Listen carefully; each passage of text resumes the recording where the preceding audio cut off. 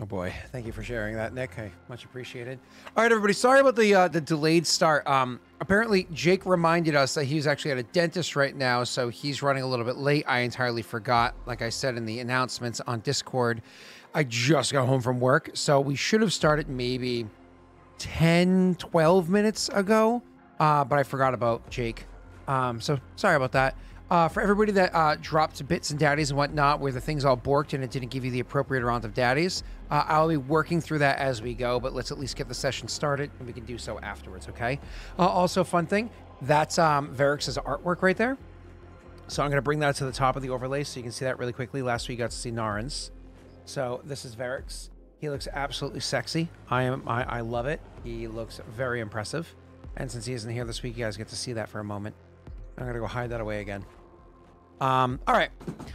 So let's kind of like jump right into where we left off last week, because Nick, you missed a good bit of what happened, and I'll allow Cell to explain it to you. I'll chime in here and there, but mostly I'm going to be finishing my miso soup and getting those daddies to those people. So Cell, if you want to let Nick know how much he actually succeeded. He actually has a potential of learning a boon even, but go ahead. Yeah, so last combat, well, basically the session, we explored the rest of like the hills north of Vosk, and right to my expectations, the army had moved to start sieging Scalding, the capital Skull.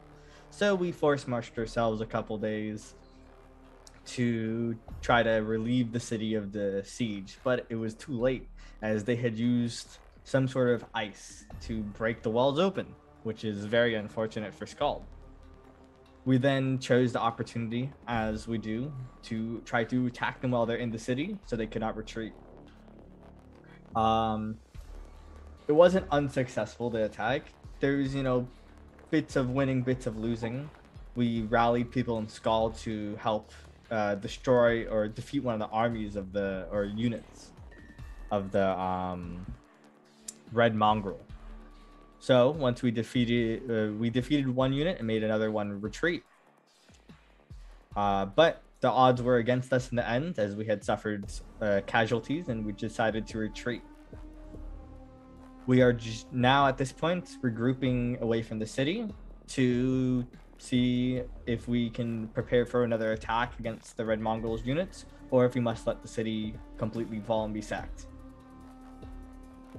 I'm actually going to, hopefully the overlay looks halfway decent. If not, I'll adjust it as we go.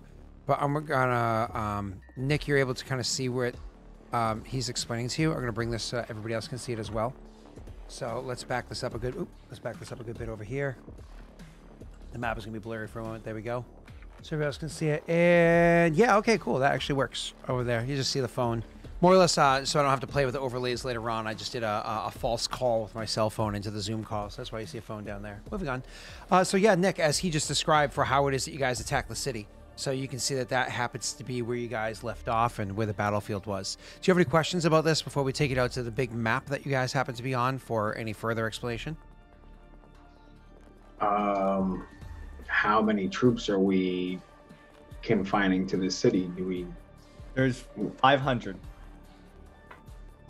We defeated 100. We made another 100 retreat. Well, we have, I think we have 100, 200. We have 350 or 300, 500, or 400 troops. Although ours are not as good because they're all on combatory. So they have 500 left, or there was originally 500? There's originally 500, but they're most likely, if there's an engagement with their entire army, it's going to be like 400 of them, because they're going to sack off the excess units, people from their defeated army, put it into the withdrawn army to bolster numbers. So gotcha. If there's another fight against their full force, it's going to be with 400, most likely. So it's unlikely that we will attack them unless they are for some reason separating and we can catch them. Oh man. And I was nice to green and didn't have diseased birds, but this would be a great time to launch diseased birds at them. Oh man, but there's casualties. It'd be such a good time, unironically. That is classic medieval warfare right there. Just Well- just lobbing diseased corpses over the We wall. sadly don't have a catapult. Right. None- So we have trebuchets because they're better. Well, we don't have that either. Mhm. None of us have exotic artisan ships yet, so we can't make them. Just kidding. Soon It's a I will sad have thing. them. Sad thing. Jake's giant died because he could have acted as our trebuchet. Trebuchet? Yeah. True. That's actually true. Rosin, that was actually up back there on Friday's stream as well. I noticed it, but I didn't see you in chat, so I didn't bring any attention to it. I did receive it, and thank you very much. However, this time, because I said last time I wouldn't, and I would save some for Nick, and I didn't. So this time, I'm actually not even going to open this package until the next time Nick comes over. That way he can have some too. So I'm going to leave it sealed. Otherwise, I'm just going to eat all of it before he gets here again. But I did see it. I guess last thing to note, all of our armies are actually good, including Kagong and Skulls. The only army that's suffered major casualties is Densho, being at 8 HP out of 35, bloodied and losing several divisions. Yeah. So Nick, really you can't missed out on fight. a little bit of the way that the mechanics kind of work at the moment. So short version is we talked about the divisions before. So every time you lose your ACR, which your ACR is what, 7? Every time you lose your ACR and health points, you get -1s and everything. Cool. Jake got brought down to 8 health points, which means he's 1 health point away from being only 1 division left. His army is beat to crap. He needed to retreat. The poor guy. He did some really cool stuff, but unfortunately also got the brunt end of it. Your character actually, because you were mounted and able to ride fast and far and had bows, you actually ran around and were attacking different units that weren't even engaged in combat yet. They were literally just kind of like napping, and you were raining arrows on them while they were trying to rest up so that they didn't have fatigue. And you activated them earlier than they otherwise would have been. And it was pretty nice. So, like I said, there's a chance that you can maybe be able to get sharpshooter or whatever it's called as a boon. But that's where the combat ended on the battlefield. Just to cue you in, because you as a PC weren't here last week because you weren't feeling well. I'm glad that you're feeling better and then ruined your immune system again today. Thank you. You're welcome. Let's grab a And jacket. over here, this is, of course, the map, which for some reason Roll20 borked on us again, but that's fine. So on the map here, you guys are all still here. The idea of where things currently are is you fell back.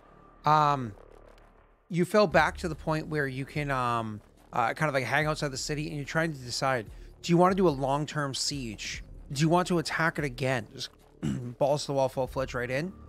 Or do you want to just screw it? We call the city a loss, and we cut our ties with Clan Skull and move away.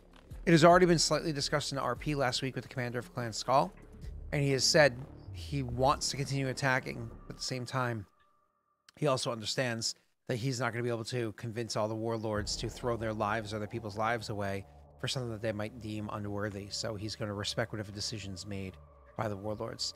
Unfortunately, we don't have Jake for the beginning of this conversation, but Jake's overall opinion, which I can tell you, is he wants to pull out. He's already invested too much. He's already taken quite the beating. He's lost giants in this war so far, or giants, whatever. And his army is beat to hell. Him going any further could cripple Densho forevermore. I mean, not that bad. Let's be clear dramatic. here. No, As soon Densho as the Ashen Orc left his little desert plain, he kind of been acting like a bitch about going out and fighting. We you know, we know that. I think in general we agreed that we would see if an opportunity presents itself within like the next day, right? But if we see no opportunity to help, I think we kind of all agree that we would have to back off, because at that point the city's already looted. Snaga. All right, and lastly, I want to point out, Nick, and I want your opinion on this, please. I'm going to bring you guys back over to the view you were at beforehand. So at one point in time, when you guys are doing a fallback strategy, just allowing Densho to retreat first and you guys afterwards, I actually left.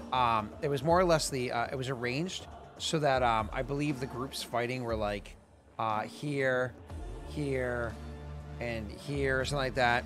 And more or less, Shado and Kagong retreated, and you actually stayed. You could have retreated first, but instead of retreating first, you chose to stay and fight and retreat last, figuring I will give you the opportunity to retreat. However, if you squander it, well, that's all on you. Go screw yourself. But you would be kind of like I will stay and be the last one out, but then I am out, you know? Is that an accurate way of how you would have played that? Yeah, that's fine. Okay. Thank you. All right, cool. Let's You're just salty. I'm not salty. Hmm? I'm not salty at all. I had a successful session. I beat the hell out of you guys and scared you. That was great for me. All right, cool. So let's bring it to RP of how things are going to play out the next session. I'm going to bring you back to the big map so you guys can see what the hell's going on over there. And we have a little bit of RP about this. So the big map, this is where things currently are. Let's play out some details for if you were to retreat. How many days are we away from Densho's next, from Densho's Kingdom Rules? Was it 3 days left? I think we're 3 or 4, yeah. Okay. So that's 3 or 4 days from when Densho's going to have to start paying for his things. Or 4 days. Cool. So if we're actually doing the map measure out, for him to be back home, his people are going to have to travel 6 hexes. Which realistically, it's like this. Boom, boom, boom, boom, boom, boom. 6 hexes. For him to go back home if they went straight there. That 6 hexes means that he's going to be paying them for the whole week plus a partial week or whatever it is for having his people active during the other week. So it's he's definitely going to have to fall back, and that's if he just went straight home and there was no detours or whatever. For Cell, I believe his rolls are last, right? Yeah. Oh no, my rolls are next. Or next, after that's what I'd Jake's. say. Yeah, next, that's what I'd say. So for you, 4 hexes away, which gets you there for when Jake's rolls are, and you'll actually be safe, so you wouldn't have to necessarily do another kingdom, pay out more, or whatever it is for your next week, in theory, right? Nick, as things are right now, you guys are doing the paying for your armies every 10 days instead of every 7 days. It was just to keep things in line for when you guys do your kingdom rolls. So if they're active, it's every 10 days instead of every 7 days. But we're also not being finicky about it because we're giving you that 3-day leeway every friggin' week, every month. If you go active somewhere in the middle of the week, we just count that week, just to make things easier. That's how it's meant to be anyway. Cool. So back to the game. And then for you, Nick, you get back home pretty quickly. You travel 3 a day. So you get back home pretty quickly.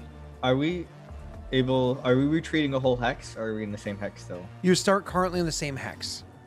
Okay. So now that we know that you're in the same hex, now that we know that you're there and whatnot, why don't we have that discussion as to what it is you want your plan to be? This discussion was kind of had the day beforehand, so kind of like flashing up to the following day. So you've allowed the evening to pass, the rest of the evening to pass, the night to go through. There's a little bit of skirmishing you can imagine happened as people are like, shooting arrows and whatnot off the walls at your scouts, and your scouts kind of occasionally returning fire. Little things like this, but nothing that's really noteworthy. For the most part, you just try to probe to see if you can get any information and da-da-da-da-da. We already have a ton of the information anyways. With the rising of the dawn, you have your scouts kind of returning to you to give you that info. If you want to go ahead and for whatever clans actually did scouting, roll for your army's scouting. Nick, I think you have the highest results on this. All right. Nitro's leadership bonus went down to 4. Did anything change as far as that goes? I know a whole bunch of stuff changed with how you did the armies while I was gone, so I don't know. No. That kind of stuff stays. Yeah. And my scouting's what, 8? Yeah. And Nick, I actually forgot to ask you, are you available this Thursday night? This Thursday, I gotta ask the boss. Okay. You let me know if you want to do a stream like Cell and I did last Thursday. 2-3 hours of building out your kingdom. Your armies. Does Commander affect scouting at all? I don't think so. LB is involved, yeah. Yeah, but the general class doesn't affect that. Thank you, Magoo. Oh no, I got in trouble for that one. I won't lie. I legit got in trouble for that one. It was a scolding too and a promise that it won't happen again. And I was like, yes, ma'am. So moving on. Nick, with your scouts coming back, reports. It seems as though what they've been doing, preparing themselves to prepare themselves, is they've been spending some of their time, of course, recuperating, so on and so forth. But they did have that 1 or 2 armies that rested enough that they were able to, instead of hanging back and resting or healing up themselves, they were actually working to build up more, some slightly greater fortifications over in the breached area. So even though they're the ones that broke down the wall there by seemingly freezing it and smashing it or something like that, is what the reports were that you had heard beforehand when you first came here. even though they're the ones that broke the wall, they're building up some low wall fortifications to make it much more difficult for you guys to come into the city, giving them a slightly higher DV, holding the defense over in that region should you come through and attack again. They set it up that it would be less comfortable for you attacking again if you wanted to. Other than that, though, I mean, there's not much more you can get from inside the city. They already have the supplies in there that they expected. Luckily for you guys, Skull already kind of luckily for the bad guys, Skull had already kind of pulled in their resources to repair in case they got sieged or needed to hide inside there. But their impenetrable, loosely said, walls were penetrated, and now your enemies are taking advantage of it. So there's not much more than that to be said. So you can kind of bring it down to RP and how it is that you want to discuss. In which case, Urzog will come. Varix will not arrive this morning, not as of yet. He's taking care of something. Getting his teeth cleaned after eating some people last night. Yeah. Got some bone stuck. Yeah, I don't know why this is such a big deal. All we need to do is throw Cell's advisors into the city, and then a purple worm's going to come and swallow them up. I think it's a sound strategy. No, it's a higher probability of that happening. It's a greater than 1% chance, or greater than 0% chance, I would say. Yeah. The likelihood of my advisors dying to a purple worm is more than 1. I don't want to let them run away unscathed. I just don't know what to do. Well, they've been damaged. I know, but not enough. Well, then let's bring this in game. Then let's talk. Yeah. I guess that'll be like Narin's pick. The city is lost, whether we take it back or not at this point, because what they did to Vosk could be done again here. We don't know. And I'm not willing to risk my soldiers to find out. But I don't also want to let them gain the confidence enough to come and march into our cities and walk away and leave unchallenged. As far as we know, with their strategies, they're on their back foot. You are correct, Naren, but what are we to do? They have more men than us. They're all on commatory. If they will wish to run, they will outspeed us, except yourself. Do I have Tonscreet with me? Did he get summoned? Tonscreet did arrive, yes, sir. Then this is where I would query Tonscreet. What can we do to damage them the absolute most? We know their mobility is their strength. How do we hurt it now? Tonscreet would think for a few moments, and ever the loyal person, he's not gonna. He'll give his opinion, but he'll also provide the options, even if he's not a fan of them. He'll say, well, if the plan is to hurt them, then we make their bunker their tomb. We leave them in there until there's nothing left to keep them alive. We continue to bombard them. We make this a long-term siege, and we don't let them escape. This, unfortunately, would be incredibly expensive, not just for the clans involved in this, but with the lives of Clan Skull, the people left behind, the people that live there. I can imagine that the individuals would be used as food for the commatory that they have with them. That's, in my opinion, not the proper way to go about this. I agree. I do also want to point out, Warlord, that from what their reports are and from what we saw on the battlefield, they are 500 strong, if at full tilt, inside the walls. But it's believed the Red Mongrel has around 2,000 that serve him. If that's the truth, That means we're dealing with a quarter of the strength and to have no idea where the rest of it is. We can be confident that they are not going to be all around our 3, 4, 5 clans.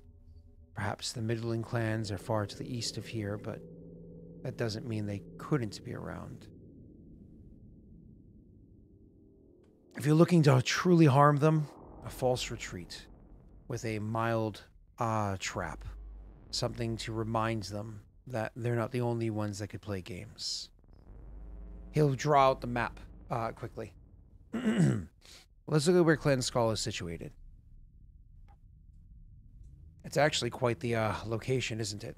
You can easily sit up on the hills and you can watch down into the valley as to where it is that they are. The likelihood of them taking the hills to to leave here in mass numbers is slim. That would be more difficult for the Commissary, which will already be tired. For themselves, it'd be a waste of time, resources. More than likely, they'll be traveling north through one pass or south through the other one, to whichever direction they happen to go to. It's in either of those locations, or if you wish, both of those locations, we can lay traps for them.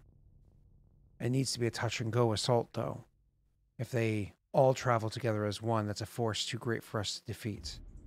If we're fortunate enough they take both directions, and we have half forces, well, perhaps we can remind them that they can't just get away with whatever they want. Again, resources need to be poured into this. This seems more like an appropriate response. We can't hold them here. We can't sit here and wait, and we're not going to wait out the winter to starve them out. That's going to hurt us as much as them. And like you said, this is only a small part of their force. But we can't just walk away and let a force this large meander, because they could just turn and veer off to any one of our cities as we go back to our respective holds. Urzog says, I like the idea of staying and fighting. I want to make them pay. Densho is near, but perhaps too near. If we stay and fight, easily Densho can be assaulted. Instead, perhaps Urzog should stay and lead. There is the commander of Skull. I'm sure their men would not mind leaving a trap. But there is also the commander of Kagong, who might not mind leading a trap as well. The commander of Kagong would chime in and say, we're not opposed to the idea of making them suffer, as Warlord Kushibashi has mentioned. But we're not going to do this alone. Even if it is just Clan Skull that stands with us, there would only be Clan Skull that stands with us. If we are going to stay and fight, we will do so out of respect for the other clans of the south, but with the other clans of the south.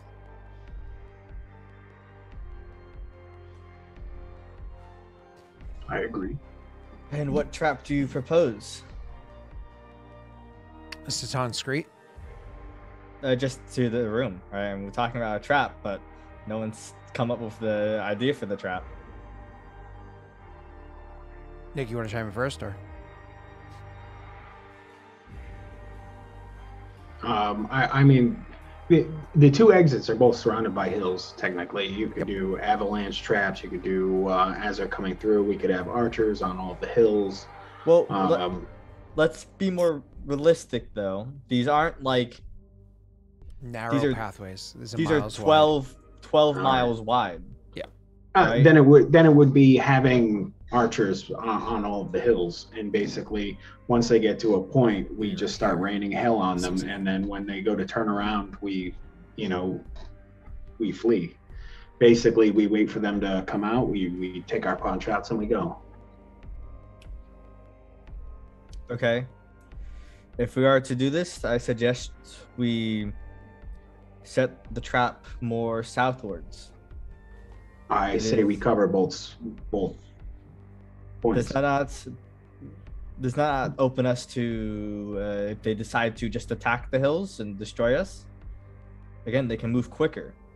It's They not can't easy move to quicker hide. uphill. Compared to a Karuk uphill, a Combatory will move quicker.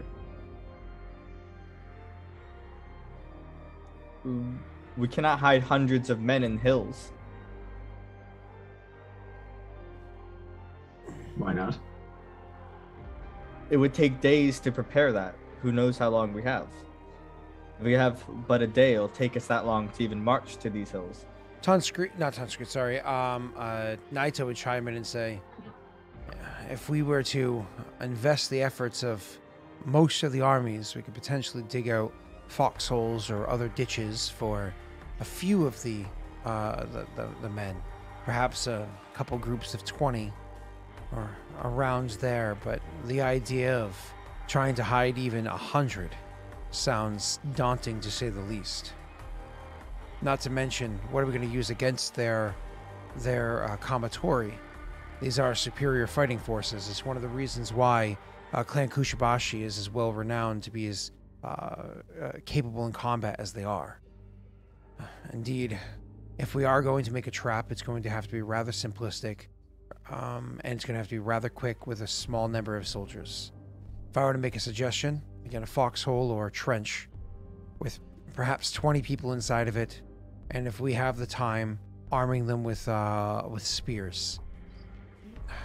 However, if the red mongrel's men choose to pay back the treachery of this trap, rather than seeing it as a just a hard stake and turning flea, they could choose to wipe out those people that we left behind.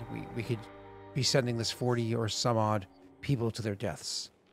Is this something that everybody is interested in doing? Can everybody here afford to lose that many people?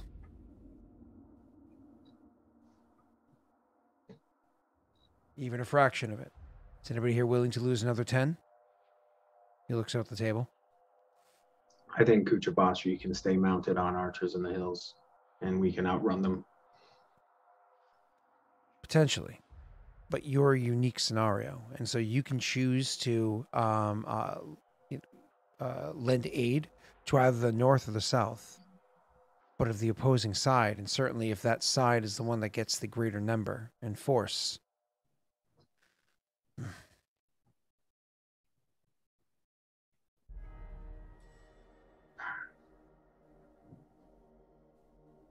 So what if we have the primary amount of our force leave through the south, right? So we march them away. Do we think the Red Mongol will pursue, split its forces, or go full retreat? They have looted 2 cities.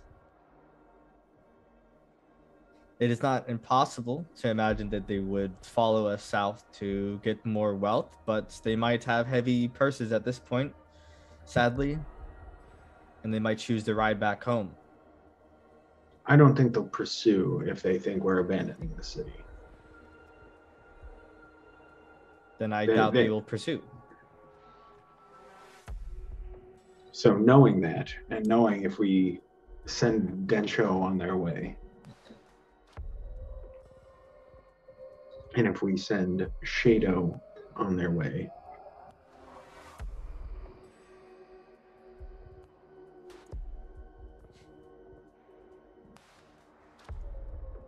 because clearly that seems to be what your General Naito wants.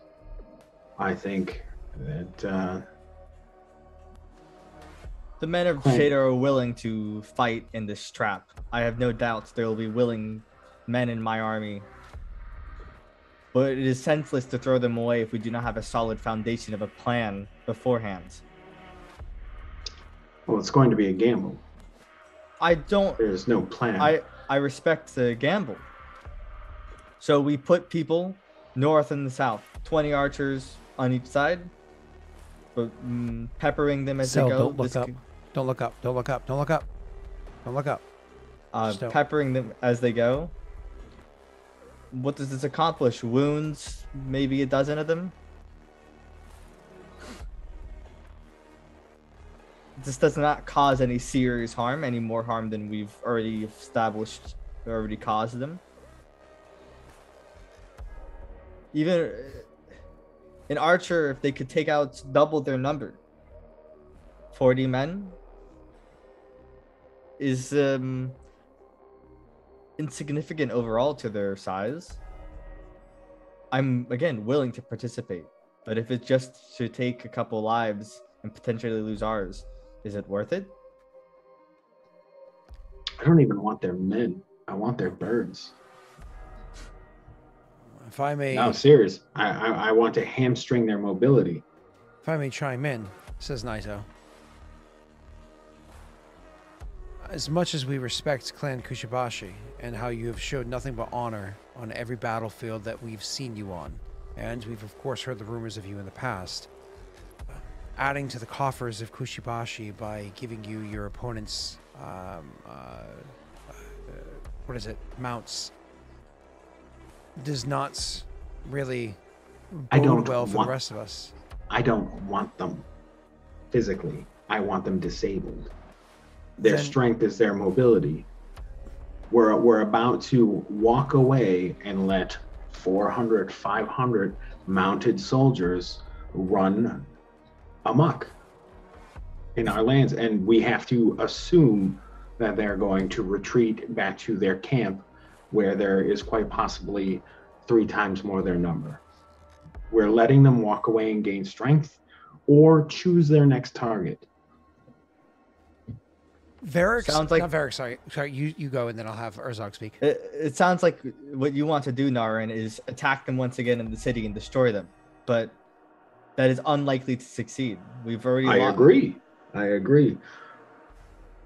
We cannot accomplish that, and shooting them with arrows won't hamstring their mobility. There is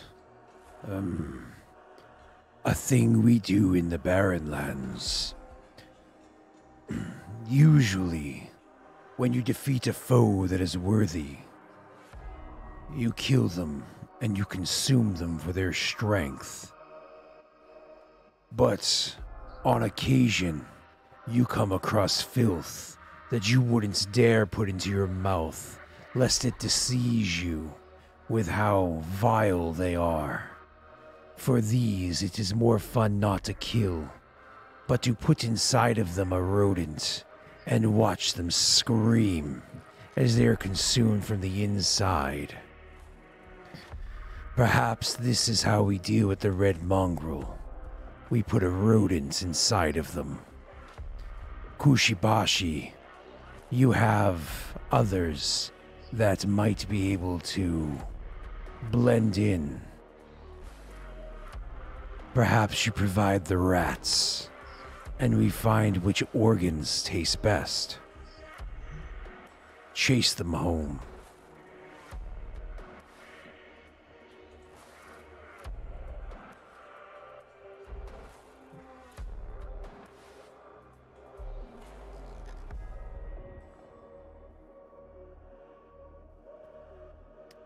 Some of the people shiver and stay quiet. Naito gets contemplative. Ton Screet looks like he wants to speak, but he's also contemplating. But you can tell because you know him well. He looks like he wants to speak. Speak your mind, Ton Screet.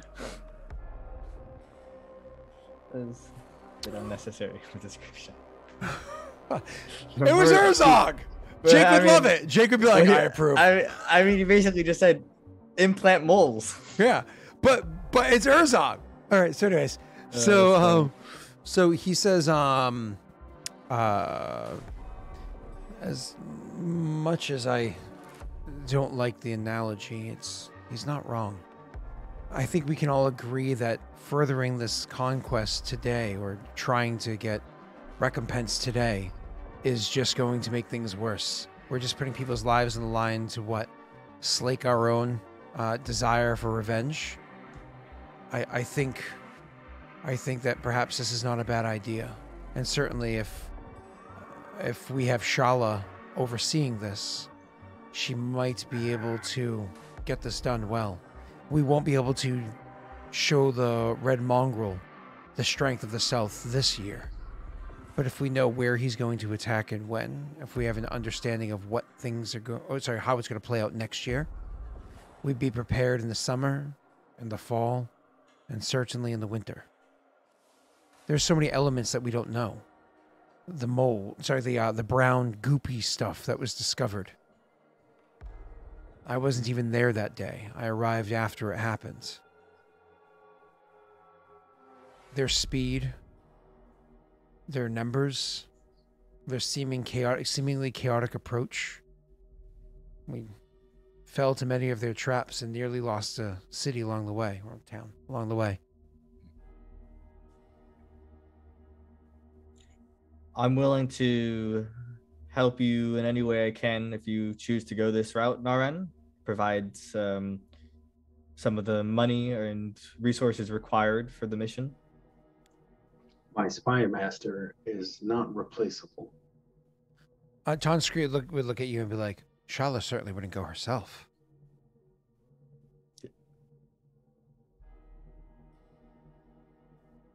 I'm basically saying I'd help pay the BP cost of the espionage. I picked that up. Okay, I'm just checking. There's a very large chance I'm just sending my people to die.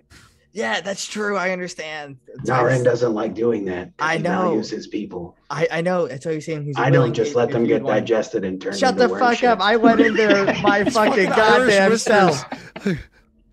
Oh, God. Sorry. Who hey, guys, don't tell Nick and Sel, but they whisper like shit. Who immediately said, oh, people are missing? Let's go see if we can go find them. Oh, yeah, that was fucking me. Actually, I don't think you even wanted to search for your people. You were like, they did. That's not what? That's not even true. I dedicated so much VP to it too. He's like, I just threw money at it. I don't understand why the problem didn't go away. That's not, I just rolled a 4 twice. Ooh, cell privilege. What do you mean cell privilege? I've had pretty shitty kingdom rules. I have 7 unrest right now. Dude, tell me about I've rolled terrible for BP. I've been so broke. You owe me a Ryan at some point too. Yeah, I will pose the suggestion, but this will be a mission based on volunteers from my soldiers. I'm sure I could find my men if they could assist you in any way to volunteer as well.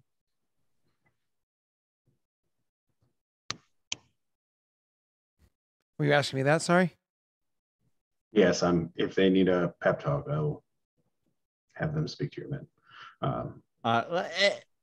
There's people in my clan that can ride commentary, I'm sure, or have knowledge of espionage. All right, shit. I'm a functioning clan, okay? Yes. Not everyone is as nice as Tessel in his clan, okay? I will not speak for Varix, for Warlord Varix. But what I will tell you is Clan Densho has interest in seeing this succeed as well.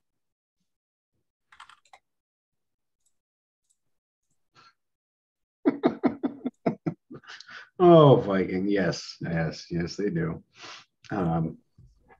Oh, Jesus Christ, Viking. What the fuck? See, I was going to go a different road, Viking. I was going to tell him just because his people ride big cocks doesn't mean they can ride commentary. I was like, what? Oh, birds. Oh, all right, moving on. All right, I need to turn off my fan. Yeah, you're good, sir. All right, so anyways, what's the final... Some of you are going to die, but that is a sacrifice I'm willing to make. I actually got called Farquaad at work earlier because because of the people that I work with, they like to make lots of pronoun jokes, and I try to cringe. be. Oh, listen, you have no idea. I work with the hardcore Trumpers. So they like to make pronoun jokes, and so they're like, "Well, what pronoun do you want to be called?" And I was like, "You can just call me Lord." And they said Farquaad, and I was like, ouch. So it's just funny that somebody made a Farquaad quote right now. So That's funny. I'll send you. There was an operations manager that I worked with at a previous role, and we called her Lord Farquaad, and that's because she legit looked like Farquaad. She had like the bob and the big chin, and was really a tyrannical asshole. It was great. That's funny. That's funny. I've. Oh, that's not true. Never mind. I won't even say it. It's not even true. All right. So, what's the final plan? So, and I know that Densho. Like, I'm not going to speak for Jake for how in he's going to go, but I know Jake will, of course, because he wants to. He doesn't want to let this ride out either. He hates the fact that he has to retreat, but unfortunately, he just has to. So, how do you guys want this to play out? Yeah, I think we'll retreat. I'm going to drum up some volunteers to try to infiltrate, and we'll try to prep them as much as possible. Although this is like the worst kind of infiltration scenario. You're going into basically like a religious zealot cult camp. That's very hard to just break into. Sounds like going to Clan Shada. Oh, well, you know what? Spies kind of, skull fucked you guys for a while, so maybe it's not that hard. No, they haven't succeeded yet. Okay? I still have to roll a negative 25 dex check. All right? Fuck you, Scott. Sorry. You haven't succeeded yet. That's all. I've done nothing wrong. That's not true. Don't lie to yourself. Anyway. Yeah, I think that's the plan. Just to get, I guess, our clans to help Nick spy on people. That's if Nick wants to. Nick is the one that's making the. If he fails, he's the one that loses people and can have stability and whatnot. Also, he's the one that if they discover them, they'll come back for him. Oh like, no! So what Scott's gonna do is my soldiers are gonna infiltrate, and because it's this religious zealot thing, I'm gonna have to roll against my loyalty score for my soldiers to not defect while they're in there. So you're saying I know exactly. So you think I should send my people in because I have a really good loyalty check? I would never. Actually, I mean, espionage edicts are practically what do they go against? Oh, actually, they're not terrible. Just they're terrible for Nick because Nick's kingdom's loyalty is not great. So yeah, we'll do it. We'll do it, sure. Because Naren will stick by his guns. It's a solution. It might not be great. He might not like it, but he needs some kind of action. We don't want this to be a Vosk where we all stand on the sidelines till somebody does something we don't like and then call them evil for it. So there's a little bit of what? Sorry. Sounds like and Naren has hurt feces over Tesla saying, "Wow, that's kind of fucked up." Dude. Actually, it's more like Green. I will have I will have you know that technically my soldiers did not light any city on fire because I failed the check and they ran away like bitches. Okay. Not wrong. Jake's the bad guy. So technically, I didn't burn anything. They burned and ran. All right. So, anyways, quick question for you, because I actually haven't opened up any of those 3 channels in a long time because I haven't had time to read. I imagine you have Cell. I have Cell, Jake, and Nick all been looking at their clan channel in Discord where you had the very few people talking to you about plans. Yeah, talking about Nick? Okay, cool. Because Nick, I'm sure you didn't see the video where that was, but did they explain to you the whole purpose of that? Not necessarily. They just told me that they picked some things that they wanted built and they were going to contribute, and I'm going to contribute. And cool. You get the basic premise then. Cool. Yeah, some of them. I think in your clan, to the coochie. I think specifically for you, it's you have 4 people that each have 11 BP, and they can spend each a max of 3 BP a month. Voila. In-game months, not real months. So yeah, I think we have a plan. We just need to make sure it's on paper and it makes sense. Cool. I think what I got to do tonight before I go to bed is make sure they have access to the spreadsheet that I made them and showed them in the video.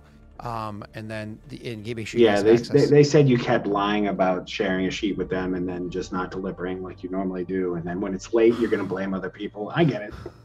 It was Brittany's fault, actually. Rory got sick, and the sun was in my eyes. You know. Moving on. Yeah. Where were we? I don't remember. I don't know. So I think our plan is to head south. And yeah, so Jake is your guy because he was teabagging you for like a solid 5 minutes on stream. I saw. You look good. Or was that a gonzo? I'm not sure. No, listen, moving on. You guys we're gonna fall back then. Did you want to do like a temper? Like, did you want to like fall back one whole hex and like wait a day or two first to see if they come out and then just do the full retreat, or do you want to just like fuck it? We have to wait a night to at least recover our exhaustion. Yeah, a little bit. Yeah. Sure. Okay. So, Green corrected it to only 3 days until Jake's Kingdom rolls. You're spending an entire day there, which means it's 2 days until Jake's Kingdom rolls at this point. And then finally, the next day... If Jake needed to leave within those days, I think we would have just... He was the most beat up. He definitely needed to recover first. Gotcha. Yeah. 2 days for the next Kingdom rolls. And then finally, you guys would start retreating. To get out of there. So that being said, let's bring me over to the same screen as you guys. Get the DM over there, and back this one up a little bit. Okay. I think that is a good enough angle to show everything that's important. What's up, sir? Someone's gonna tell the Skull Militia that their city is destroyed. They know what was happening, and they asked for aid and so on and so forth, but not the militia. As Vikings reminding you that the first 9 hours, so actually before even the day of RP, so this is like before even the RP is like while your scouts were looking around and everything I described beforehand, you would have healed ACR plus 1 health. So that includes Jake's army would have healed 7 plus 1 is 8 health, getting him from 8 to 16, which is good news. But then from there, bloodied is a condition you can't just get rid of without doing like reformation or whatever. And then you'd spend the entire day of resting. I don't know how much you heal over 1 full day of rest. But I'm going to go over to your armies real quick. I can actually bring the PCs over to the armies. The viewers can stay on that screen real quick. So let me fix Jake's army to heal him 8. Because it's 7. Yeah, he's 7 plus 1 is 8. So he's up to 16. Nick, that would have brought you back up to full health. So you're back up to 25. Cell probably at full health. Kagong probably at full health. Oops, sorry, I went the wrong way. Literally, Jake's the only army that got damaged for all intents and purposes. Jake got, really hurt. Yeah. Anyways, so after full day of rest, how much do you heal, Cell? Do you remember off the top of your head? No, I don't. Okay, cool. And you can travel when fatigued. You just don't want to travel when exhausted. Take a quick glance for the healing bit, because I think you heal a little bit more. I think you actually heal double your ACR when you spend a whole day resting, but I think so. I don't know if you want to spend a whole day resting. That's pretty dangerous if they want to attack us. But if they want to attack you, then you're fully if they want to attack you, dude, they have to leave the city to attack you. Yeah, but I mean, which is more ideal for you guys. Well, kind of. Yes and no. I know, Ano. I know. It's just I've had a really bad 5-6 months. Prior to that wasn't that bad. The past 5-6 months have been really rough. Anyways, what's up, Sil? No, I'm just looking about the healing. Okay, so while he's looking that up, it doesn't matter at the moment. We're gonna start pulling back these armies. I'm gonna do it for the viewers. So when you guys start pulling away, Cell, I imagine you're gonna do so. The first 1 or 2 hexes are gonna be together. So after an hour after the battle, you can gain hit points equal to half its ACR automatically and reduces the exhausted condition to fatigued. And if you can rest another 8 additional hours without interruption, it regains hit points equal to its ACR and automatically removes fatigued condition. So if we have 9 hours of rest, we are unexhausted, unfatigued, and we've healed 1.5 ACR. But that's 9 hours of rest afterwards. Well, that's after the battle. So this is I thought it was ACR plus 1. This is rules in Ultimate War, so Viking might be looking at rules from like battle. Oh, so you're talking about Ultimate War is the most updated out of all of them because after Ultimate War is the most relevant one. Yeah, since it's the we're most doing updated. divisions. Correct, yeah. And so how much do you heal a day? Sorry. So in the first 9 hours after the battle, if you can rest, it's ACR and a half, and you're no longer fatigued or exhausted. ACR 0.5, not 1.5. Yes. So in the first hour, it's 0.5 ACR. Yep. And then you heal ACR after 8 hours. So 1.5, okay. Yeah. So that does matter because that helps Jake a little bit more because he would have healed 0.5 ACR. Half of 7 is 3, which would have gotten him from 8 to 11. Yeah. And then healing 7 more after that would have got him up to 18, so 2 more, which is nice. So, and thereafter, a unit heals hit points equal to its ACR for every 24 hours of complete rest.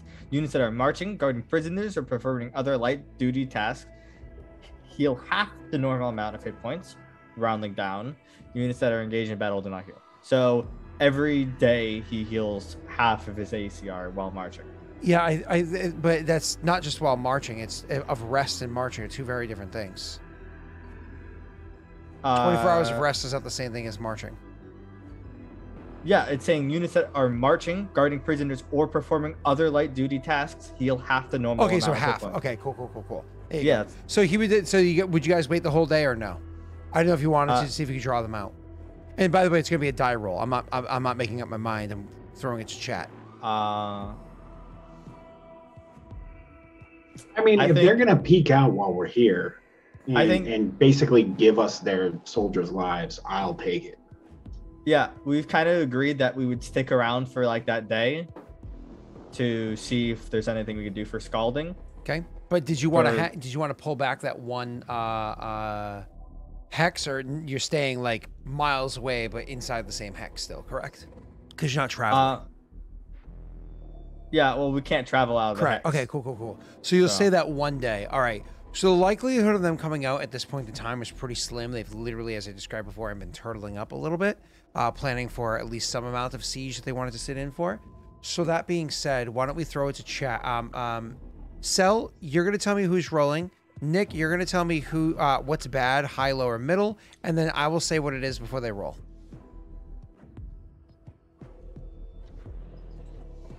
Middle. Viking.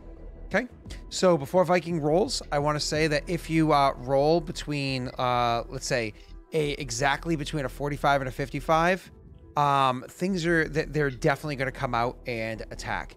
If you roll the 20 outside of that, so 10 above or below that one, they'll have scouts will come out. Anything beyond that, they don't come out at all. So 45 and 55, and then it's 10 and 10 on either side. Beyond that, and then nothing. Roll high or low, buddy.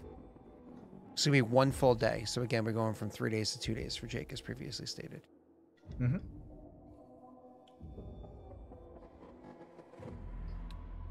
Okay, that's that rung that's out. This means scouts are going to come out to, I was going to say 45 to 55. Oh, no! I said 10. 45 to 55. Then that makes 35 to 45. Nothing comes out.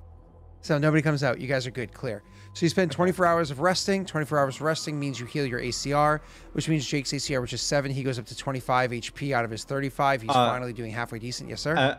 As Viking said, his ACR is lowered by 1 because he's bloodied. I'm aware of that. Oh, I understand what you're saying. So that technically means he heals, like, let's say he's at 22 instead of 25. Yeah. Whatever. Yeah. Either way, moving on. So, he can reform them later on.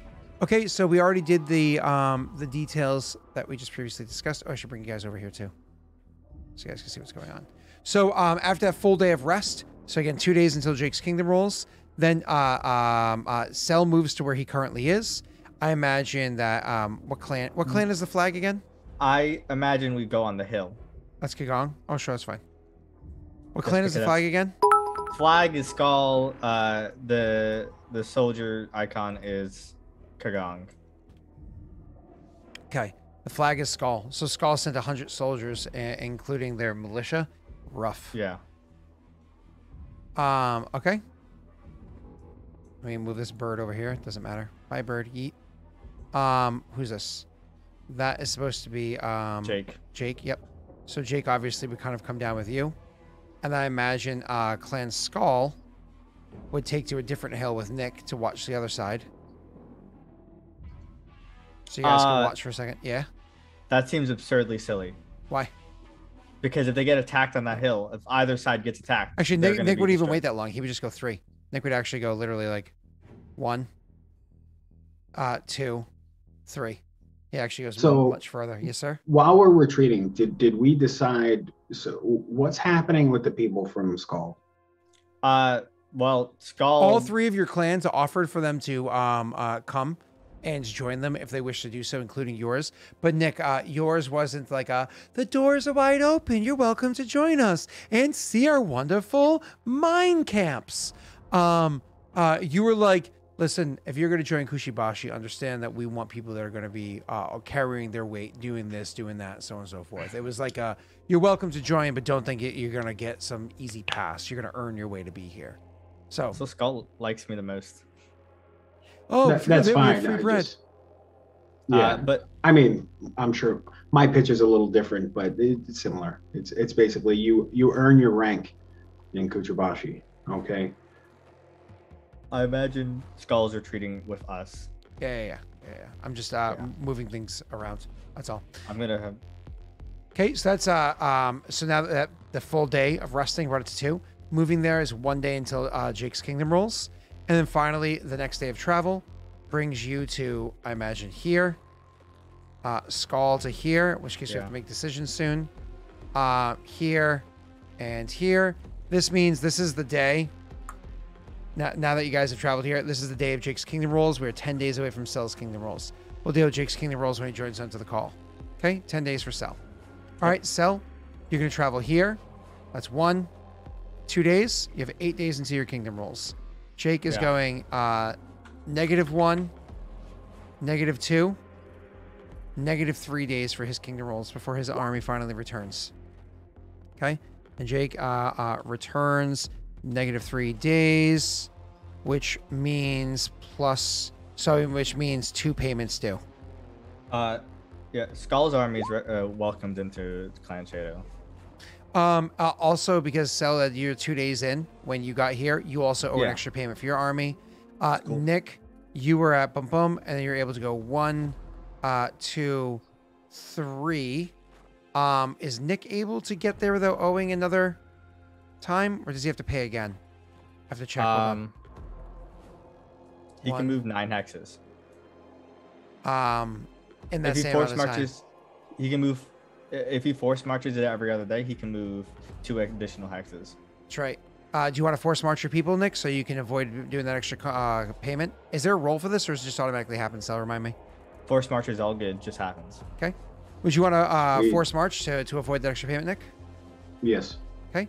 You can get back to here, and from there you can put your army, so long as your army can be housed there. Yep. Can your army actually be housed there? Do you have what's needed at, what is that, Fedataru? I don't know if it's, or if you have no. to be at your home. Shinrotar. If I that's have the a case, barracks then there, so But there is how a big is barracks. how big is your army? 50. So it's enough. 50. Okay, but Yeah. do you need a stable to house what you call it there? And do you have a stable there? I do not have a stable. There's nothing requiring a stable. A stable is required to raise an army with horses, but I don't know if it's required for. Oh, do I have enough? I think I just have enough BP to buy a barracks next month. 7, 8. So if you were to go 1, 2, 3, 4, 5, 6. Actually, you can make it back to your home in the same amount of time, Nick. And in which case, it's not even a question. You can absolutely return back here. That your actual like your Naren can go to wherever he wants, but you can actually get your army to your capital. In which case, they can go without you paying the extra consumption. Cool. So that's taken care of. Yay! And just to get this taken care of over here, because for some reason it went all dark on us. Oh, huzzah! We can see the dead valley of Clan Skull. Yay. and the former star that existed there. Okay. I'm just trying to clean up some of the other spots that for some reason were hidden, even though you guys have been able to see them before. Look, my rightful land's into the south. Oh, hush you. Oh, look, it's salt miners. Okay. All right. Just to fix that up real quick. All right, cool. Yeah. So, Cell, you are at 2 days away. Jake is negative 3 days, which means 2 payments. You owe 2 payments. So let's take care of those payments. I'm going to take care of Jake's for him. To do that, my apologies. Mine's factored into my consumption, As as it should be. That's how you should do it. But not if you're doing an extra payment. Yes, it's consumption. Yeah, but you pay it weekly, not monthly. You're supposed to factor into your monthly consumption. You just pay that consumption. You just have it taxed weekly. I'm going to add Denshos onto stream real quick. Give me 1 second. Because otherwise, it's like it's meant to you're meant to pay it in the month of your Pretty kingdom rolls. That's all good and well, but 1 second. There we Because go. otherwise, what's the point of having negative consumption ever? All right. So with the armies over here, he usually has what? Why is his reserve armies is set at 2? Oh, because he had 2 armies, but he doesn't have 2 armies now. He lost 1. Yeah. Did he ever pay the penalty for that? He took a fame loss. He did? Okay. So his that went to there. That's his reserve armies. But for armies down here, he I have to look at what his armies do. Military. His active army is the military consumption. Armies is 3. For Urzog's chargers is 3. So 2 more weeks of 3 means he has to pay 6. But he actually has an ability where he can pay less, doesn't he? Okay, let's say cannibalize. Reduce consumption by 1 for any week in which the army battled and is allowed to feed on fallen corpses. They were able to do that for 1 of the weeks because you guys fought the scouts and whatnot, but not for the second week, in which case you just retreat at home. You weren't able to feed on fallen corpses. So he's able to reduce the consumption by 1. So instead of 6, he owes 5 for his time out there. And then moreover, if you actually, where the hell am I? So many different things. And then if you look at there, because you're already factoring in the reserve army part is already factored into the consumption. So you just subtract 1 more from that. So you're adding 4. So that goes in. And for some reason, this didn't add up correctly. Give me 1 second. I mean, I could have technically got home before the tick of the month with a 1 force march. You can. I don't mind. Yep, if you're cool with it. I think Urzog is live off lands. Let me see if that works for you, Jake, or not. I'll give me 1 second, sir. I think that's already like factored in, isn't it? It probably is not, because that's a hard thing to factor in. Give me 1 second. It might be. I might have live off land. Yeah, I do actually. It is factored in.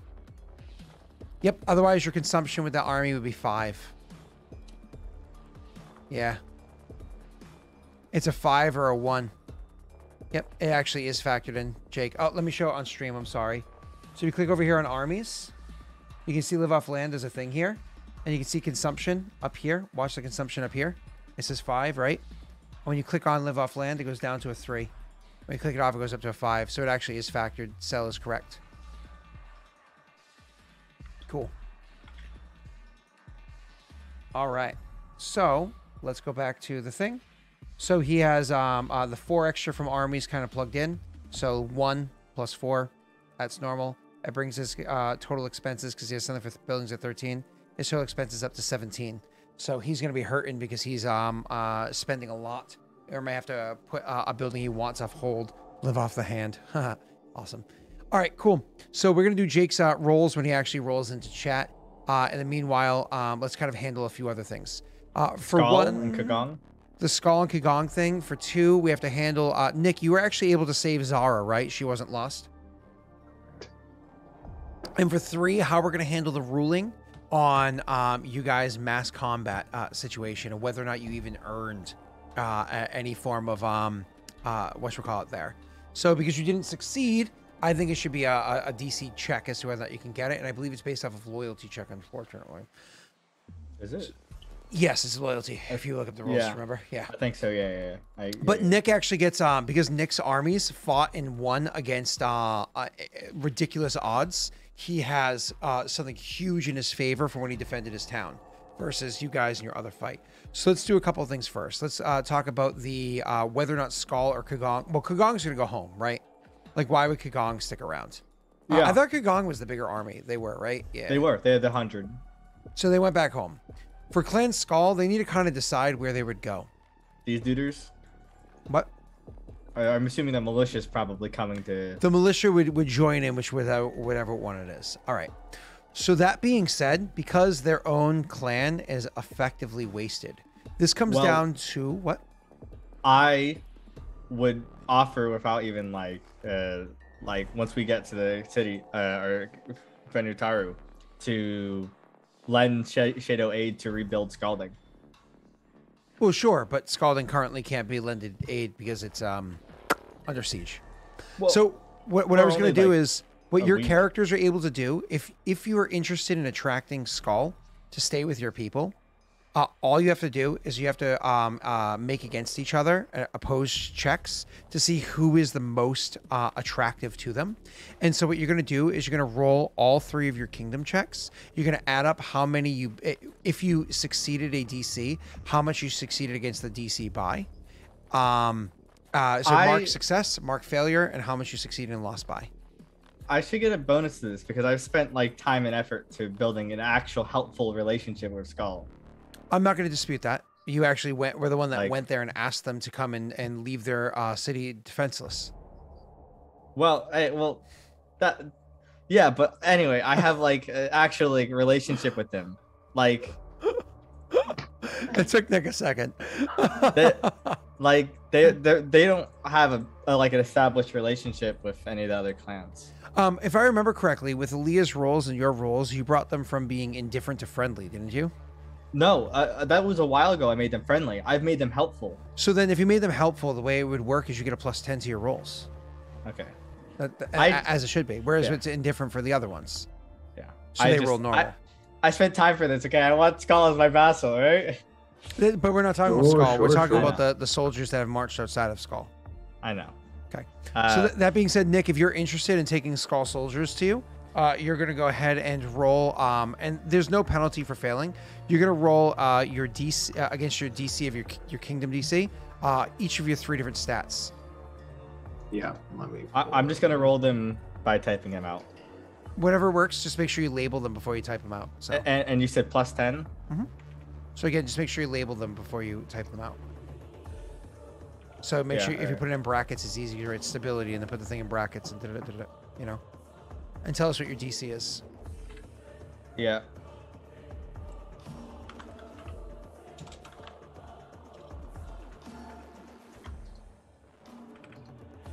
I wonder if Jake was sitting in the dentist chair with headphones in, listening to the stream, because I have absolutely gone on conference calls for work with headphones in, in a Plus- dentist chair.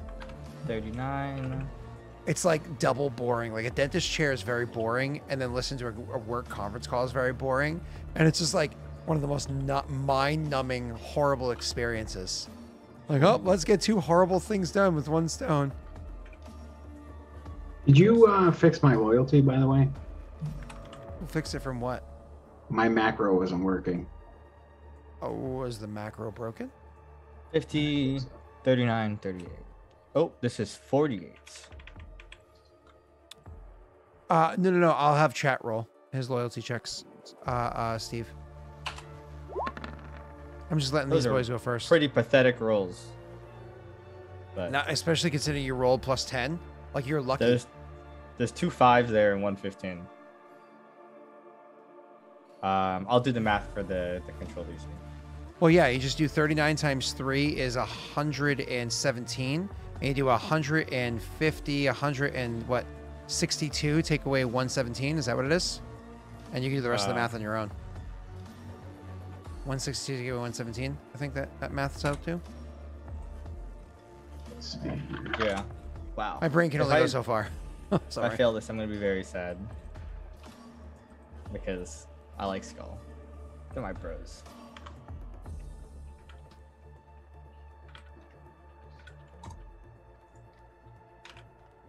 Nick's like, ooh, I like the way you rolled it better. That's fun. That's funny as hell. What's funny as hell? Because the results are one off of each other. So the results are 16, 15, 14, and the differences for each of the checks. So, total of 45. Okay.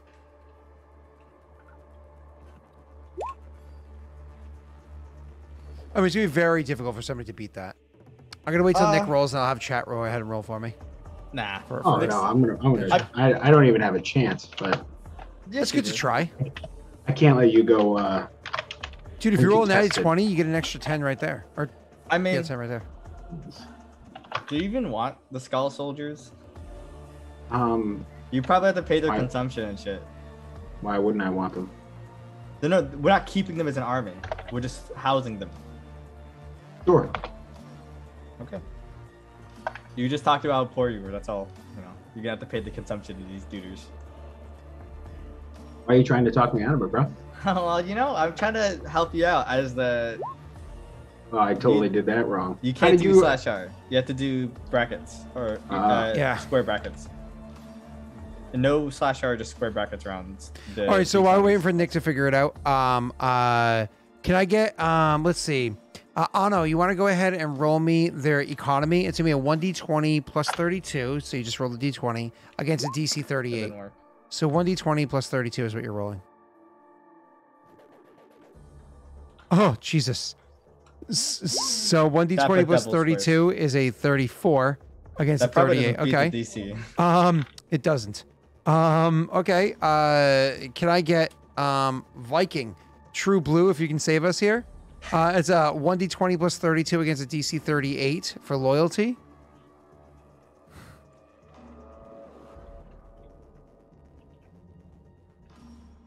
Can I get Viking up in here? You guys always have. And then Viking after in that, can I get Feels a Vid little to go ahead biased. and roll me a 1d20? After Viking does, Vid's is going to be a 1d20 plus 30 against a 38. Just waiting for True Blue to come true. Two good rolls. Nick wins, I think. Unless, are we subtracting? Oh, if did he that rolls wrong below DC? again. Rolled an 11. It's double brackets. Not so just go up and you can just hit up and you can add the brackets in. Oh shit, Jake with a hat. Double brackets. So it's like. And Vid rolled a Yeah. 5. Ouch. You guys don't like Jake much, do you? Well, 11 plus 32 equals 43. So, this is Jake's rolls. He failed 2 of them. Because you got, well, he borks things. Hold on. Nick's First of all, camera's welcome, dead. Jake. Let's remove from chat, or put in waiting room. There we go. Let's fix things over here.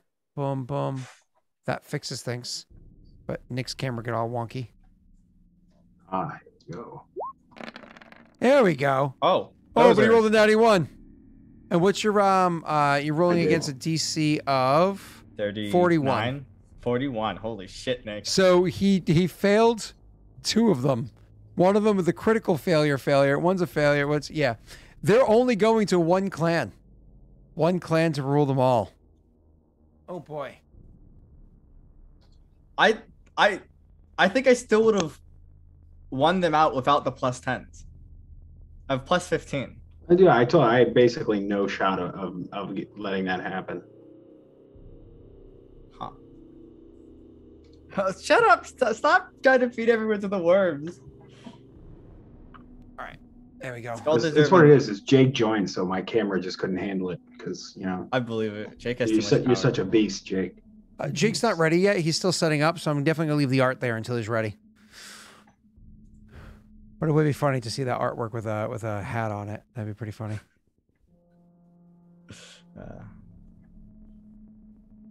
All right. So, do you want to narrate what happened? I was waiting so Jake's good.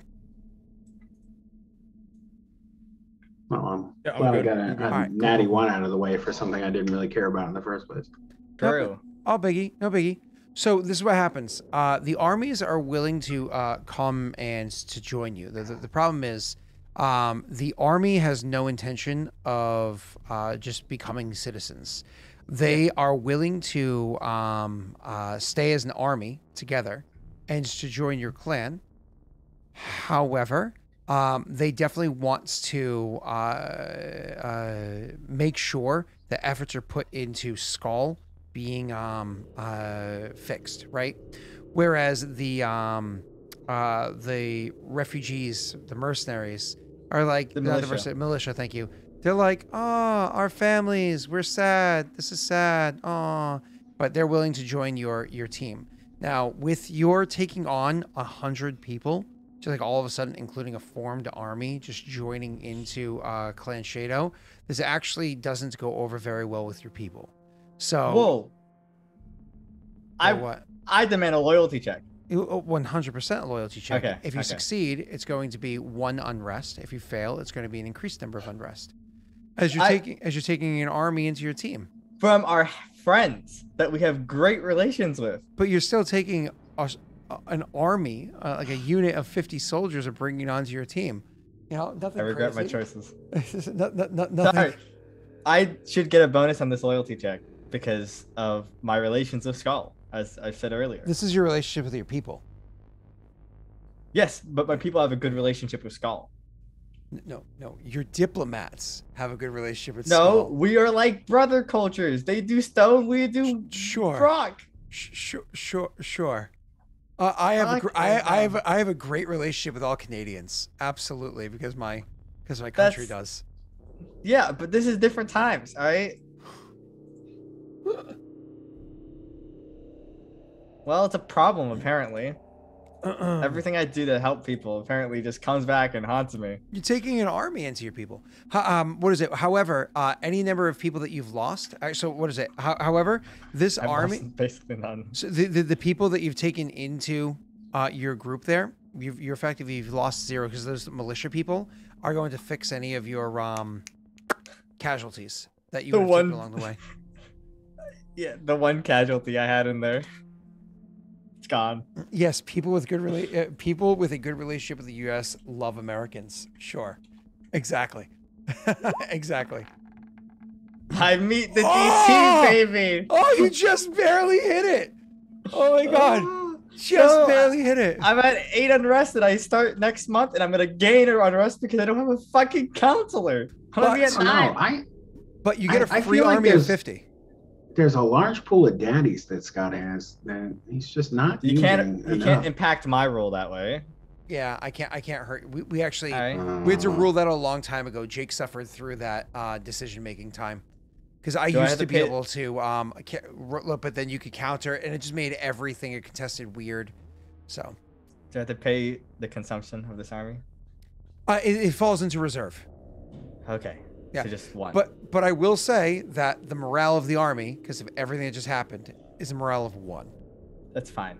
They're gonna go back home in like a month and we're gonna rebuild Scalding.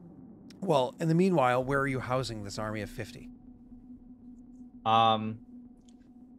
I don't have enough spots. We've been through this. I'm trying to build that next month for even my army. Well, if they're willing to divide, there's many watchtowers willing to house people. If do the watchtowers have enough space to house all of your armies plus the 50? If divided up between them, yeah. Okay. Definitely. Okay, if you have enough space to take them divided up, they're in reserve. And it's just like in real life, when armies put on reserves, they can be separated into different groups and just reformed at a spot that's large enough to hold them at the time, which is fine. So, Yeah, I think I just have enough space. okay. So, Yeah, just go to this watchtower that happens to be next to this mine. They're all And no the one's other allowed one. in that mine. No one's allowed in the. Listen, all right.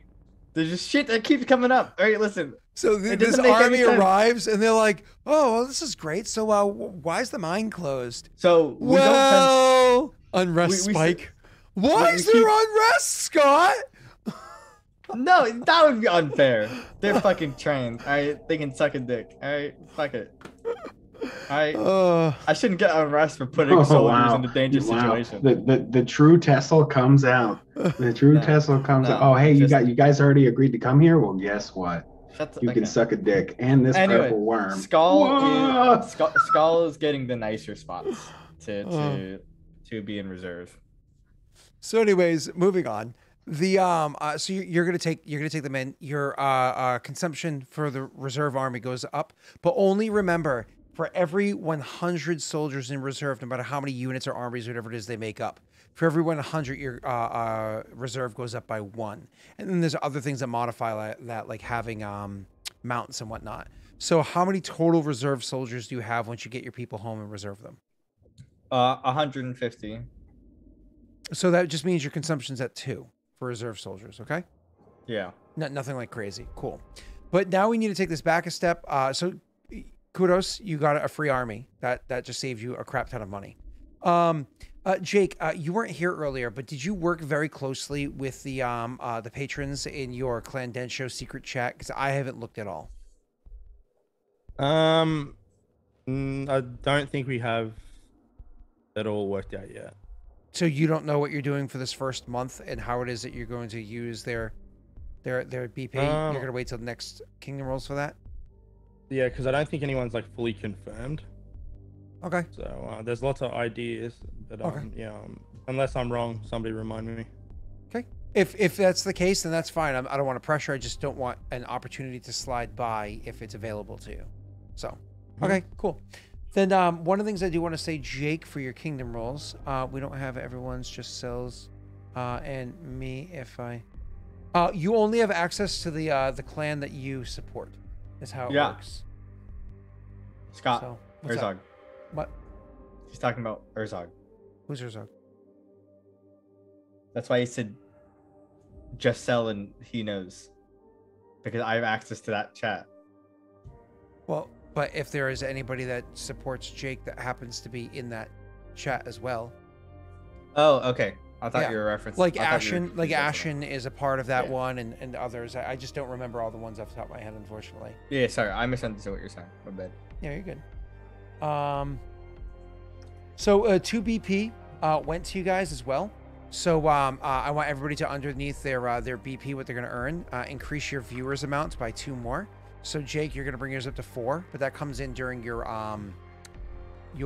phase. Oh, yeah. Well, Kingdom Rules. During your money phase. So you can go ahead and clickety clack that, Jake.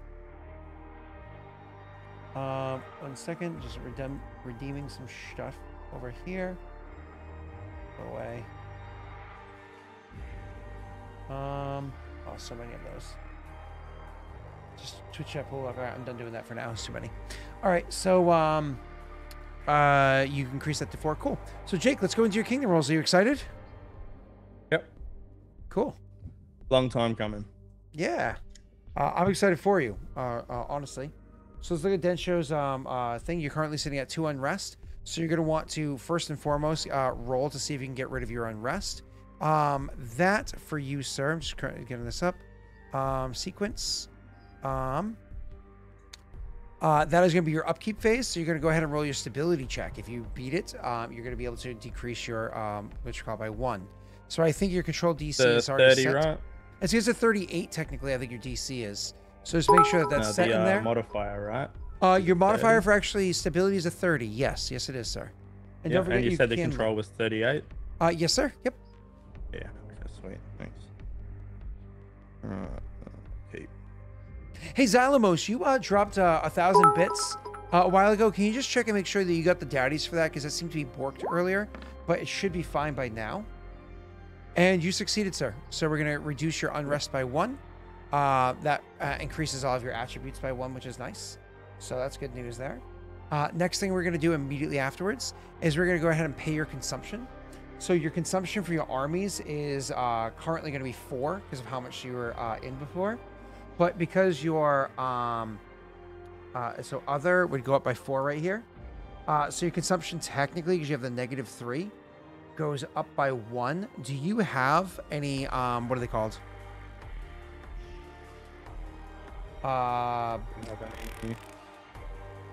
The things that hold consumption in them. Brandon. No, it'll be built this time. Okay, so you're actually only paying 1 in your consumption because you have a -3 otherwise. Mm-hmm. So that means you're only paying consumption of 1, so your 16 is going to drop down to a 15, which I just did for you right there. And we're going to get rid of this other, so it's gone, and delete this down here. After that's taken care of for you, sir, the next thing you're going to do is go ahead and roll to see if you have any vacant magic item slots. Do you have any vacant slots, sir? Zalamos, you don't think you got them, or do you think that they have that, or you don't think it's broken? Just sorry, be a little more clear for me. I'm so sorry, I forgot how I asked the question. Go ahead, Jake. I have magic items already, apparently. You already filled up? Do you have any slots? Perfect. Yep. So then we're gonna skip right There's past one that says under wondrous items. It says empty. So maybe. Where's that, Kabe? Yep. Actually, you are missing a slot. You have an open spot there. So you can ask somebody in chat to roll a D20, sorry, D100. If they roll a 51 or higher, you get something. All right, give me that true blue Viking. Viking? Oh, he is there again. Okay, cool. He was silent for a while earlier. Viking, you do patron advisor projects will happen if they're ready and it's the kingdom rolls, they'll absolutely happen. If they're not ready, like it seems like Jake isn't ready yet, then it's not going to happen. Otherwise, like if you guys are good, I'm good, do it. So if you're one of Jake's supporters and you think you're all set, talk to him now because he's about to get there. All right, cool. Viking did not roll. Chuck it in the Discord channel. Remind me what you want to do. Yep. Ping him, as you say, in the Discord channel, and he'll keep it open. Cool. Back to you, sir. So that means nothing's going to be created there. Next step for you is going to be modify on rest. You do, in fact, have a wonderful, actually, some would argue the best, the greatest of all time Taskmaster. So do you want to roll a loyalty check? All you have to roll is a 5 or higher to get rid of that other unrest to make things better.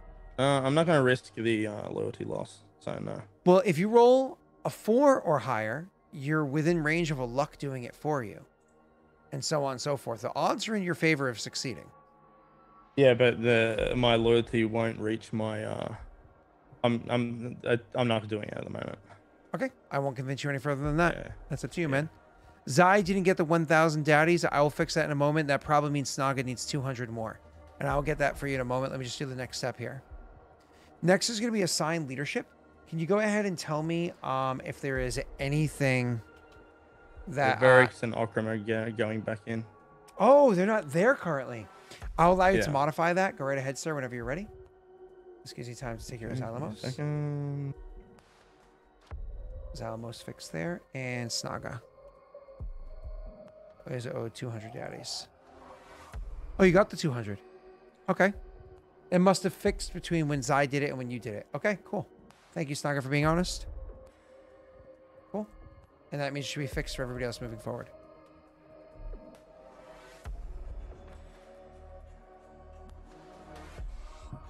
All right, he's adjusting Varix back to where he belongs. This really fixes things for him. His economy got brought back way up higher. He would have much more greatly succeeded, or actually succeeded that check before against Cell, which would have been good. His his stability finally got back to a number where he can succeed without, this would have been, I won't lie, I wish you did the loyalty one. That would have been nice, because if you succeeded, you'd have been so close to your control DC. Yeah. All right, cool. Moving on. After that is going to be claim or abandon hexes. Now, correct me if I'm wrong. This hex is supposed to belong to you with a farm on it, but you lost it because of everything that played out beforehand, and you're just going to pay the 1 BP to reclaim that and immediately get your farm back, correct? That is correct. Okay, so we're going to copy and paste this right here, and we're going to have to put a farm back onto your kingdom, which, correct me if I'm wrong, is supposed to be 7 fertile farms plus 3 others. Why does it say 9? Do you also have in your other land as well? Yeah, I do. Oh, you do? Okay. So 1, 2, 3. Yeah. So you're supposed to be back to 10 fertile farms then, I think. 2, 4, 6, 8. Yeah, 10. So, and you were at 9. So we're going to bring that fertile farms back to 10. And that means your consumption, had you not lost that farm, you would have paid 0 in consumption last turn. Now you're at -6. That's amazing. Beautiful, Jake. You did not come out of this war as bad as it could have been, which is, again, good news. Yeah. All right, cool. Was Jake supposed to pay for 3 weeks of army movement, but only paid for 2? No, he did it right. Because he paid for 1 last Yeah. time and then 2 this time. Yeah. As long as it's Because- paid for. Yeah. Um, Because we should factor into consumption, as I said, and we did that like starting 2 weeks ago or whatever. All right, so next is going to be Jake. You can technically, if you wanted to, claim up to 2 hexes. Was there a second hex you wanted to claim? No, I need the BP at the moment. So you're not going to claim any additional hexes anywhere. Sorry, I'm replying Discord and doing that 7 things. Nope, that makes sense, and you're good because literally the next thing after uh, hexes and improvements is going to be what they're doing with you. Yeah. So I want to claim another hex right now, and I do not right now. I don't think. Okay. I wasn't sure if you were Just claim looking that to hex there. to This hill continue isn't to bad. reach up this way, or if you were looking to more importantly come down to these hills down here. But it is winter time, so being a little conservative isn't so Yeah. bad. The husk of Vosk. Yeah, I'm not gonna do it. Okay, cool. Then we'll move on from there, sir. Not claiming any more hexes. This brings you to terrain improvements. You can do upwards 3 terrain improvements.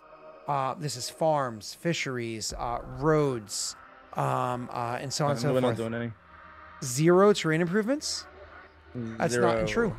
It's actually not true. Aren't you working on something right here? Isn't that why there's a red circle, a red dot? No, that's I have a. No, that was some thing you put there. I'm not working on anything there. Why did I put the red dot there then? It's a good question. Let's I check that don't there. remember. Well, I mean, I'm not building Whatever. anything there though. there'd be no point for him to build anything there anyway. Okay. Maybe were you preparing the hex, or we wouldn't need to? No, that'd be plains. So- Okay. Yeah, I don't think I was preparing it. It's not a hill or anything, is it? It's just flat. Well, it's considered desert technically. Yeah. All right, moving on. After that is going to be claiming a land. No, that's Nick. Moving on. So after that brings us to the reason why you're talking to your to the advisors over there.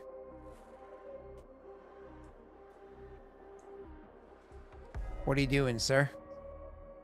Sorry. Well, the reason why I'm what? Talking to your advisors Oh, is that now it's that time. Viking wants to do a. Where is that? Do you want to open up Discord? the He wants. He and wants to do an espionage edict espionage? for to Deadport to gather information. Really? An espionage to Deadport? That's interesting. Viking. Why an espionage all the way down to Deadport? My idea was exploring into the barren lands some more, and if you wanted to do an espionage edict for Deadport to gather information 1d4 BP, or discover minor secrets 1d6 BP. That's up to you, sir, man boy, sir. Would you want to do that? And is Viking supposed to be, is Viking the one that is your, is he the one that Treasurer. controls her? What? Oh, He's the, treasurer, treasurer. not spy master, which is fine because he can do whatever the hell he wants. He can support whatever he wants. Is that something you'd like to do, sir? Yeah. Let's go ahead and do that. How it's 1d4, is it? Actually, so I'm going to pull up the book right now. If you want to go ahead and open up alternate rulership. And alternate rulership is going to be PDF page number, I think, 10. Nope, sorry, 9. PDF page number 9, book page number 5. So if you want to go all the way down to Deadport, just because of the great distance that is from you, I'm sorry, I hate to be a jerk, but I don't know if you realize how far Deadport is. That is quite the trek. I'm going to charge you a BP just to get all the way there with your group of people searching into it and back. Well, 'cause that is you're quite gonna the have to. trek. I'm gonna have to see how much BP I've got though, because I have buildings and stuff that are have to come out first. Correct. And if Viking's willing to pay in upwards 3 BP for this, that means that you're already 1 BP in. If you roll low, hey, he paid for it completely. If he rolls, if you roll high, then you have to counter it. But either way, if you're doing this, the BP has to be paid. So you're saying that you're Yeah. going to ante up. Okay. So that being said, do you want to just gather public information so you can actually understand more about Deadport, or do you want to gather minor secrets? So minor secrets is 1d6. Yes, sir. That's 1d6. And you Don't- still have to roll. If I could What do I suggest roll against? your Oh, control DC. No, Oh, actually, no. it's their control DC, I think. No, it's a number auto calculated. What? Oh, is it? I mean, it pops with a DC in the bottom. Hold on before you roll, Jake. So you want to go minor secrets? You want to do the d6? I'm gonna ask Viking because this is his what he wants to do. Minor secrets is a basic DC. Public information is a -5 to the DC, which makes it much easier. So, but is it a stability? Is it a loyalty? Is it It's what is all actually. So here, ready for this? Similar act to espionage. This the success of an espionage edict is determined by economy, loyalty, and stability checks. If all 3 checks are successful, the mission is great success, and the kingdom gains 2 pieces of information from the category below, or their espionage has double the listed effect. If the 2 checks succeed, the mission meets its objectives, acquiring the desired piece of information or having the desired effect. If only 1 check succeeds, the mission fails. If all 3 checks fail, the mission fails and your spies are caught. See below. In addition, if any check results in natural 1, your spies are caught even if the mission is a success. I have a question out of game. Does then Clan know where Deadport is? Yeah. Where they might say this isn't what Viking wants to actually accomplish because it really isn't what he's trying to accomplish. I'm not sure what he's trying to accomplish. He wants to make sure there's no like current threats to the south, and he thinks he'll Deadport find is far. Yeah, Deadport is far. He thinks Deadport will have information like Grey Horde and stuff, or the Horde and stuff, which is Give unlikely me as 1 well. second. So I don't necessarily think. Let me get this up real quick. I don't think they necessarily That's what she said. think Deadport would be the location to go if they want to secure the southern border. All right, I'm gonna show this on the map so that a decision can be made so we can move forward. Okay, give me 1 moment here. Okay. All right, chat. Here you go. So if we can see the map here, of where things are, where Jake's kingdom happens to be is right here along the border of Kajinksi, right? You can see my little cursor on the screen there. It's tiny, but zoom in. So right along the border here is where Jake's kingdom happens to be. Deadport is between these 2 rivers down here. So I'm just gonna measure up my fingers real quick. This is, as the crow flies, 250 miles south of Jake's land. 250 plus miles. As the crow flies, maybe 280 miles. You know what I mean?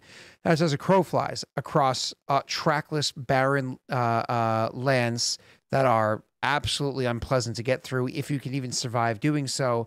Mind you, have a massive lake, a ton of tribes, and a river between you and there. That is not a short journey and not something he would get a response about immediately. He would have to wait a while to get a response. So, is that what you're trying to look into? Then do the exploration edict, which means more or less to explore around this lake down here to get you information around the lake, which makes a lot more sense. Because again, if you're looking at the map over here where Jake is, and you're looking at this whole like bordering area along here that Jake happens to be in control of, these 2 hills, like look at your points of reference. You have these hills here and this one over here, right? If you look at this map here, you have one, what is it? 1 hill here, and then these 2 down here. Sorry, 1 hill here, I think it is, and these 2 down here, or whatever it is, or maybe it's these 2. It's like right along here happens to be the hills in question. So that's pretty darn close to this lake. So it's probably this massive lake he wants to look into. That's a lot easier, Jake. And an exploration edict, I think, is actually covered in the regular rules, not here. So in the regular rules, we're going to do exploration edict. And for you, Jake, the cost for this. Exploration edicts are special edicts that allow you to commission explorers to map unclaimed hexes and prepare them for your kingdom.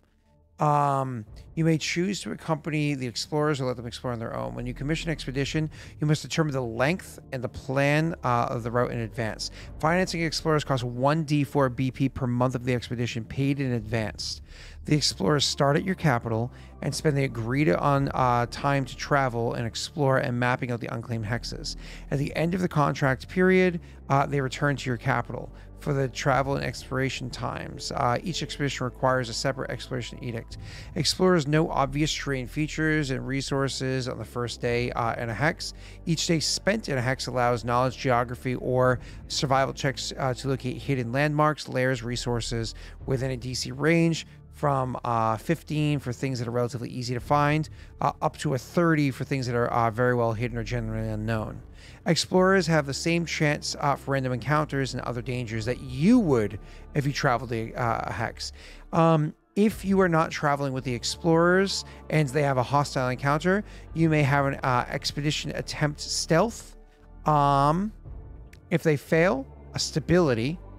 If you succeed stability, they escape and survive, but are temporarily scattered. I will tell you that there will be a penalty to the stability check for the danger. That's literally why that stat matters in Kingdom rules. There's certainly fucking danger in the Barren Lands. So there will be a penalty to that check. If you fail a stability check, the explorers are killed. Unrest increases by 1, and the remainder of your BP investment for the expedition is lost. Understood? Would you like to explore? Give me the Jake.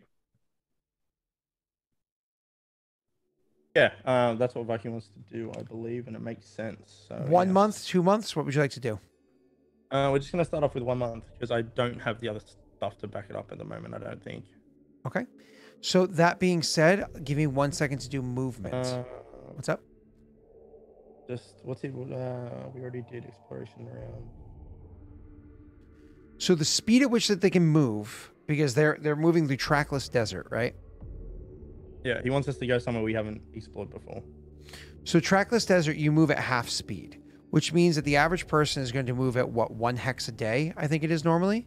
And then for, because you can usually move at 2 hexes a day, I believe. Because 1 hex is what, 12 miles across. The average person moves at 30 feet. That's 3 miles. No, sorry, a day is 24 miles. Yeah. So they move at 1 hex a day traveling through the Barren Lands, okay? And then for every additional day they spend inside each hex, they can look for additional details. So you want to do 1 month, which is 30 days, okay? Mm-hmm. You want them to head south. How detailed do you want them to be? Do you want them to travel at 1 hex every 2 days, more or less giving you 15 solid hexes explored? Or do you want them to travel 1 hex a day, in which case they get 30 hexes very mildly explored? Viking, what do you think? Because this is Sarash more or less financing this. So would you prefer to go for the more hexes explored or more detail? And to cover what he's talking about in chat right there. Because unfortunately, he's correct. It's just things got screwed up by, I think down here. There it is. I think I gave away a little bit too much there, but that's fine. I wanted to make sure you could see the damn lake. I still didn't show the damn lake. There we go.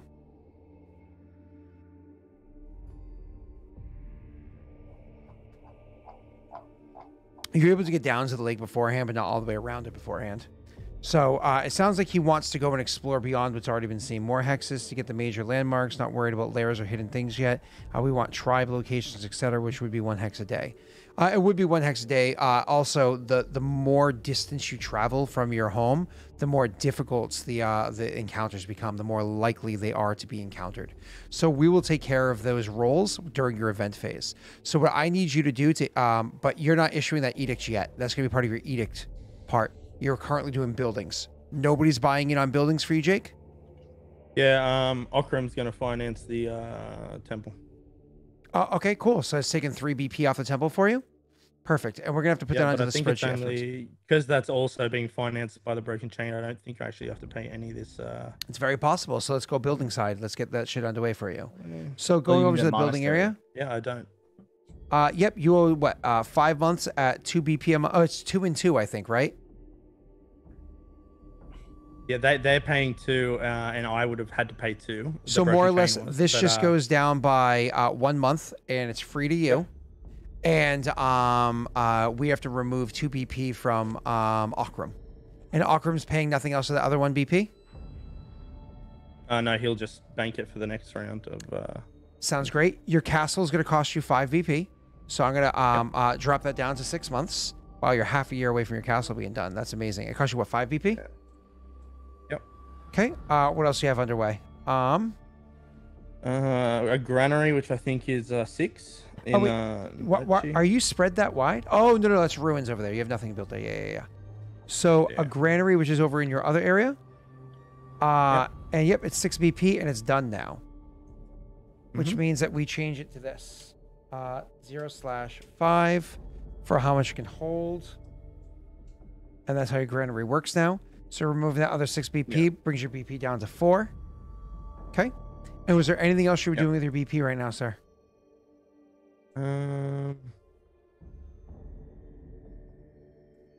Is there anything else?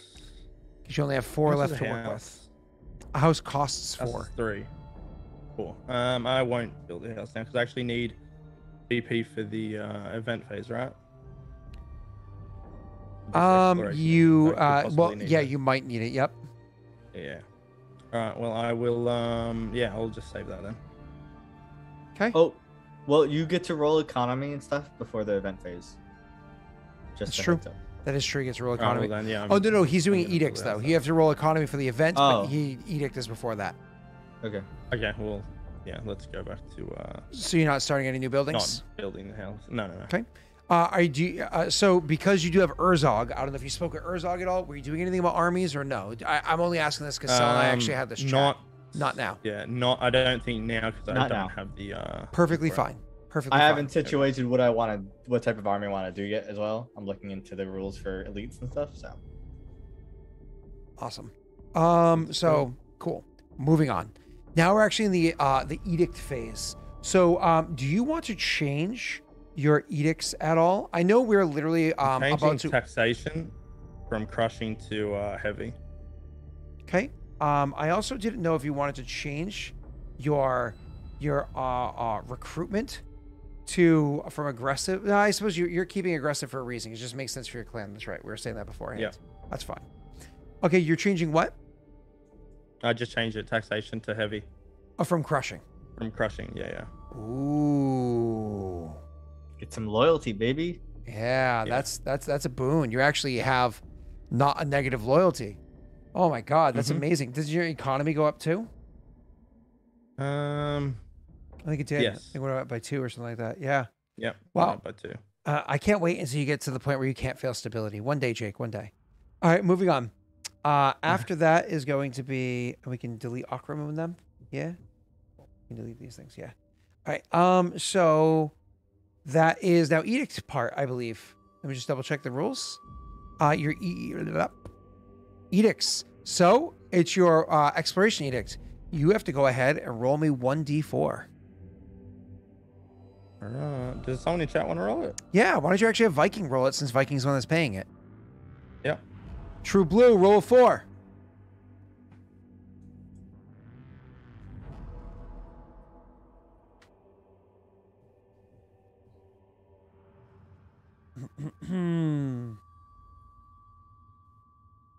Rolled a 2. Not bad. Cool. So he actually only spent 2 of his BP as it is right now. Now, so he actually still has, I think Viking actually has 11 BP in his bank, so he has 9 left, but he's only still allowed to spend maximum of 3 a month. So he can kind of like back end heavy this, which is cool. All right, moving on. After that is going to be anything else for your edict phase? I don't think so. Okay, no other edicts you're doing? Cool. Nope. Then after that is going to be your income phase, sir. Any withdrawals you want to make for the sake of Varric to have on hand if he needs it, like for mercenaries in the future or anything like that? Do I want to withdraw any? No, I do not. Nick, you should start doing that. You should start withdrawing BP every once in a while to save up a nice bank of like 20k in gold. That way, when the red mongrel comes, you just pay out his soldiers to attack him. As if that would work. I have buy their loyalty, right? fat chance. It's the red mongrel, all right? They're not just some mercs. I would absolutely allow some of them to be bought out. Of course I would. Of course I would. It just has to cost you a lot. What's up, Jake? He's like, I have a a question loyalty check. It's opposed loyalty, baby. I forgot before. Is might just take your money and stab you. Sumi back, Scott? She was supposed to come down. Is she down yet? Yeah, this has been what, another 2 months, I think. So yeah, she would be. All right. Well, I actually want to go back if we can and put her into the Grand Diplomat role, which I forgot. Oh, okay. What does that do?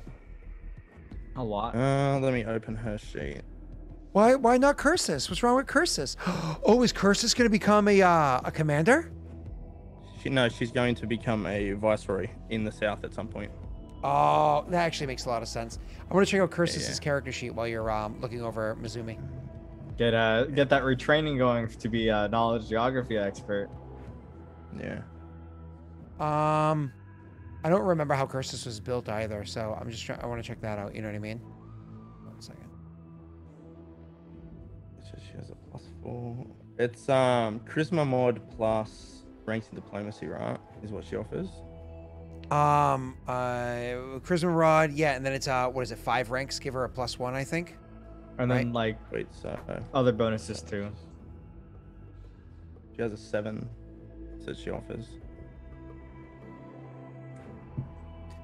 So Let's change that. actually Cursus has ranks in Intimidate. We can go that other route of making her the commander class. No, I'm just kidding.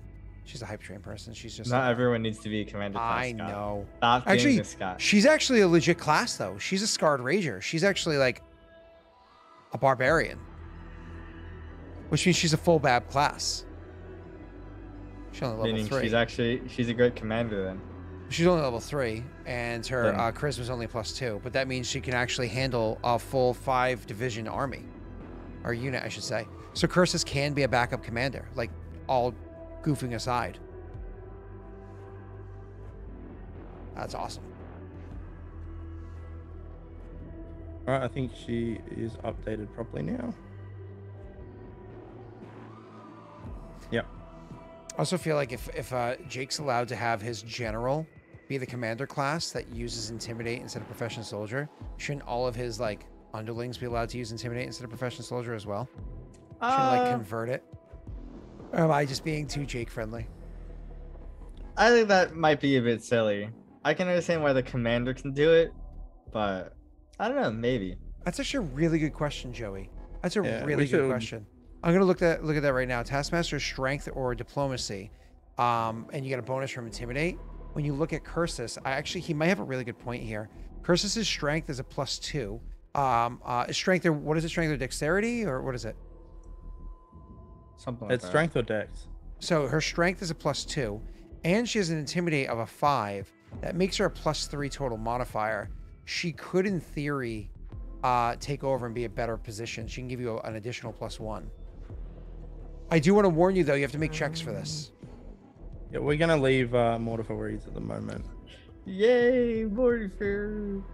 Okay, so you have to make a loyalty check because you swung Mizumi into the place of the other one. If you fail the check, then you have a vacancy penalty for 1 month. If you succeed the check, nothing bad happens, no unrest because you're switching positions, nobody's leaving the position, you're good to go. All right, so just a loyalty check. Yes, sir, and your number did not change, so you're able to roll that normally. Yes, sir. Okay. Loyalty is 39, right? Si, senor. Against a DC 38, you finally got it up and over. Wait, why did it go up and over? Because you were back. Is the oh, there we go. Because what's his name? Aurorum. Wait, why did it go up and over? Because you didn't have a vacant spot. Yeah, it's because you got rid of a what vacancy. I loyalty? think. Yeah. Yeah, Aurorum came back before Yeah.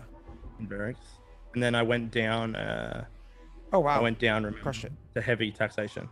Oh, which that's gave me a right. That's +4 right. to loyalty. Cool. So yep, no penalties. They switch out spots with 0 penalties whatsoever. So that is absolutely amazing. Cool. All right. And you said, do you want to switch Cursus with Mortifer or no? No. How is Mortifer currently built? I'm just genuinely curious.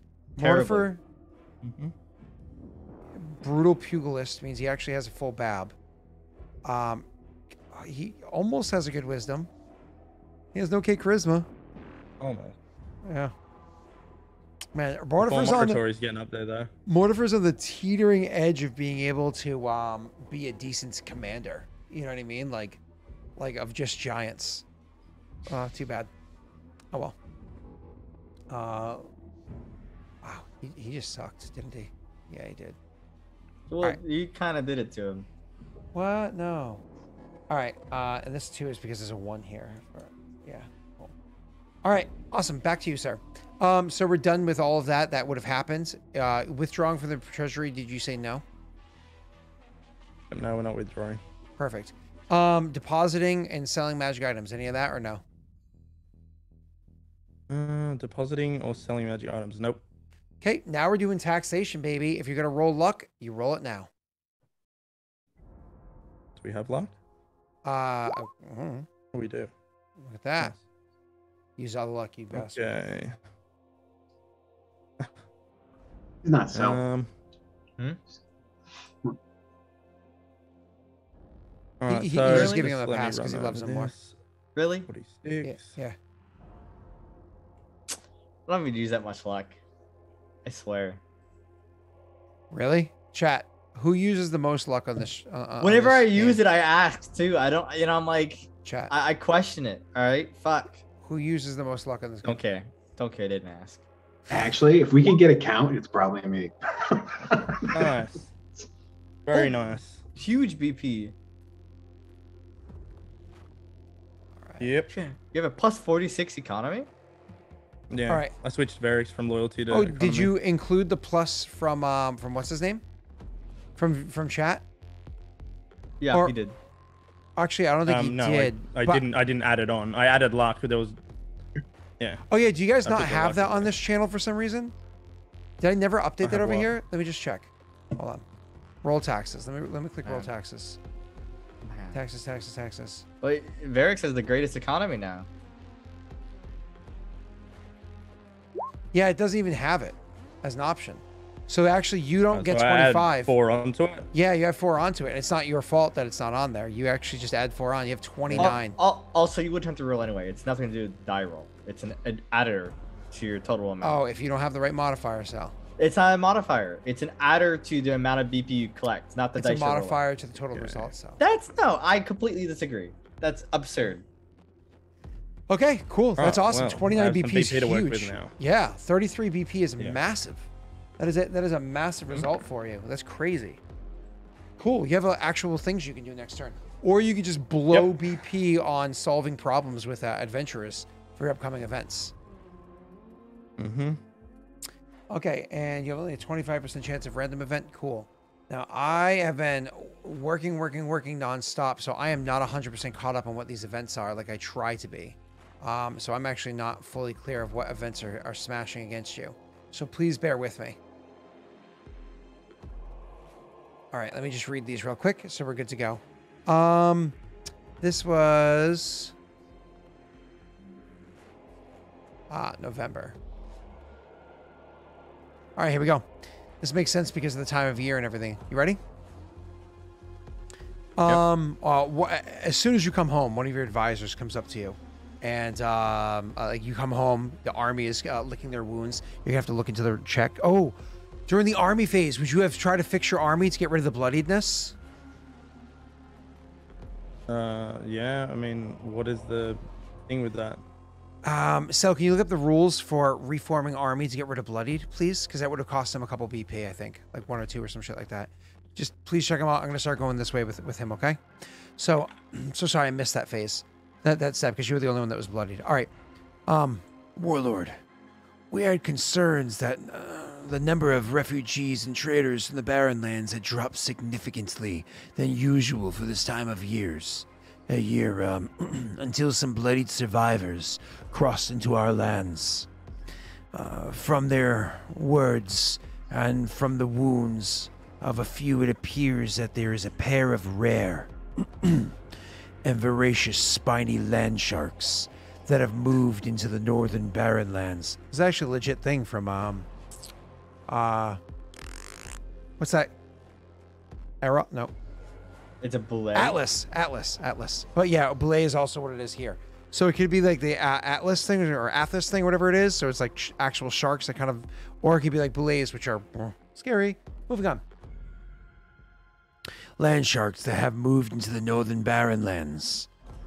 From the sightings and from patrols, there is now concern that they might soon continue to move north and into our lands. From Urzog. We must end the threats before they reach us, or even worse, breed. That's simple. It's Urzog. He's pretty simple. So who is this person? I gotta always look who your people are. From Mara. Mara says, some of the old stories tell of land sharks enjoying the taste of Hafue. maybe if we talk to Kushibashi, she says, looking over at Cursus. But then sees Masumi there and instead frowns. She doesn't know Masumi. Perhaps if we talk to Kushibashi, reiterating what she was saying or repeating herself, to gain the help in drawing these creatures into Eldamar, where the land sharks can eat into their heart's content.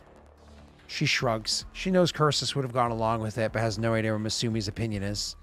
Masumi raises an eyebrow that this is even an option, because I just want to double check a detail about Masumi, but I'm almost positive I know what her perspective is. Masumi, where are you? I think you're in other. You are. Looking you up. Masumi raises an eyebrow. This is even an option. And she looks and says, really? Our allies? Lead them that close to their border? I suppose it could be done if it's what Warlord Varix wishes. And then moving on to your marshal. Or for you, you call them Outrider. Doxul. So Doxul steps up and they say, perhaps we can capture these creatures for our own uses, like we did with the giants, though hopefully they live a little bit longer. Your warden, aka your overseer, Lyra. We all love Lyra. I may know a few things that we can do or gather to produce a repellents to keep these things out of our lands. They would still hang around in the northern barren lands and perhaps would be a problem in the future, but at least not our problem for now. Perhaps it would be a feast of sorts. Them on our enemies, and eventually our enemies on them. Kind of looks at you and with kind of like almost like a dreamy eye, like this could be fun to watch. And finally, Irithel says, perhaps these can be used in retaliation for Shadow's taking of our lands and their slow progress in vacating those stolen lands. This can go some way into allaying the concerns of our people over being walked over by our enemies. Just thinks for a few moments. I'm waiting for the slap. That's all I'm saying. Oh, shut up, you. It was a dumb fuck opinion. That's all I gotta say. Irithel doesn't like being trumped on. He's from the north. He knows that if you're shown to be a bitch by the other clans will see that and notice it. That's what you do in the north, in the courts. Sorry. Does no one remember how many people he killed because of the last people that attacked? I'm sorry. That's such an absurd take to give after the recent Clipsel's eyes. It's so absurd. I'm sorry. Jake. And don't forget, Jake actually has 2 people that sit on his council. He actually is the only clan that still have 2 people there. Yeah, we're gonna. So Nick and Cell, please feel free to chime in. Oh, by the way, Irithel would not have said that in front of the other 2. He would have said that kind of, it was one of those things where you would have had different notices or whatever in front of you. And Irithel's opinion of the matter, because you would have heard of it prior, would have been something that you would have kind of like opened up and read. You would have been like, I wonder what this pertains to. But as the information came to you, that kind of like da-da-da-da. So Irithel's opinion would have been silent. But you can definitely ask him more details openly. Go ahead, sir. remember which. Do I actually have someone there, or did I send them to? No, I think you sent them to me. Yeah, I think I switched to did. them. Oh, you you pulled switched them. Kyoshi and sent them to sell? And he Yeah. said, and so Ina's here now? Maybe yes. Okay, so wanted then to- Ina yes. would be here then. Yeah, you want Enough time has passed that Ina would have returned from, gone home, gotten a bath, and then returned to Densho and went like, why did I even try? Oh God. Oh, Ina. Oh, I was, Yeah, I kind of want to hear Nick's perspective before I hear Oh. Cells. The character sheet is blank, so I have to go look at the stats he had. Yeah, I know. Shit. I was half Because- paying attention to this too. I have an opinion. I just have to look at my DMs of Scott to figure out. I have DMs. So you're saying they didn't tell Ina you wanted to lure these things to Kujibashi's borders? No. It would have been specifically to Shado's borders. Oh, no. So the one about luring them into Eldamar and Yeah. having Kushibashi assist, that was said openly. All right, yeah. Because that would have been a collaborative thing to send them up there. This is so funny. And specifically, Mizumi was like, lure them to the border of our allies. I suppose, if that's something that we want to work on, more or less being like, Mizumi is like, I don't think that that's a good idea, which is the Grand Diplomat who would be asking for permission. But it was the ba-ba-ba-ba-ba. I just want to make sure I get this right for you, sir. Give me 1 second. Lore Master. What are the? So hold on, you. The lore master, the lore keeper, sorry, said it might be a good idea to lure them up there. But the Grand Diplomat was like, I suppose if that's what you want to right. do. Right. But Cursus would have been like, yeah. Ina would be. Well, there is a possibility that Eldamar would resolve the situation. Things in Eldamar, when they go in, and if they don't die, they come out, and they come out changed. Is that a risk you're willing to take? I imagine that was to everybody, but let's assume it was to Varix more than anybody else. No. I didn't think that was the most viable of the options on the table. Personally, this is Mizumi chiming in. 1 second, Sal. Personally, I don't like the idea of leading our some beasts to the lands adjacent to any of our allies. And if I may say, Ina, the way that you wear your hair, I think we can do something a little bit different. It would really play out your eyes. After this meeting, come and see me. I don't remember if Ina's a guy or a girl. I a think girl. it's a guy. It's actually Ina's a girl. No, I'm pretty sure it's dude. No, Kyoshi was the dude and Ina was the girl. And Ina was the one that was always a dick to you. She was always a dick to you. Because she Maybe. was sent over to be a mother figure to Tesla. Oh, If true. I remember correctly. Yeah. Yeah. Well, she's a bitch. All right. Well, I'm sorry you can't be taught. Sorry. All right. What are the skill rolls for the advisors? What is it? What's the numbers on them again? 963. 963. Okay. So can I do a roll to see what I know of Boulets? What is your check? I have knowledge local barren lands. Go ahead. It's actually my major skill. It is pretty terrible. You know nothing about them. You've never even heard of them before. What are these land sharks? What can they do? After a moment's pause, the person to chime in would end up being Urzog. We go, you not listen? Do we not have more details? They shark. You know shark? Yes. On land. You know land? He stares at him.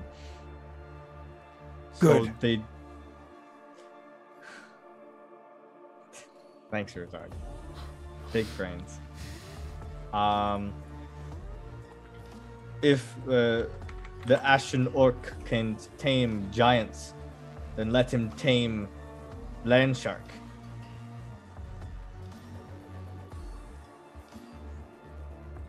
I mean, Roche gives you an appreciative nod. That's about it. Herzog would chime in and say, I do want say, if we kill, problem gone, and perhaps new food. Me never try land shark. Have you ate shark? he looks at you and frowns and says, Who sees ocean? kind of like shakes his head at you. It is quite good. Back to who was it you just referenced there, which was the Outrider, which is what, Doxul? Doxul says, Clan Shadow seems to have an understanding of how to handle this. I think it's the right way, Warlord Varix, if you think we can construct such a pen to help. As a matter of fact, if we're going to be looking to Kushibashi at all, perhaps we can borrow the expertise of Tonscreet. I believe that is the gentleman's name. And Tonscreet can help us devise a pen to keep them locked in.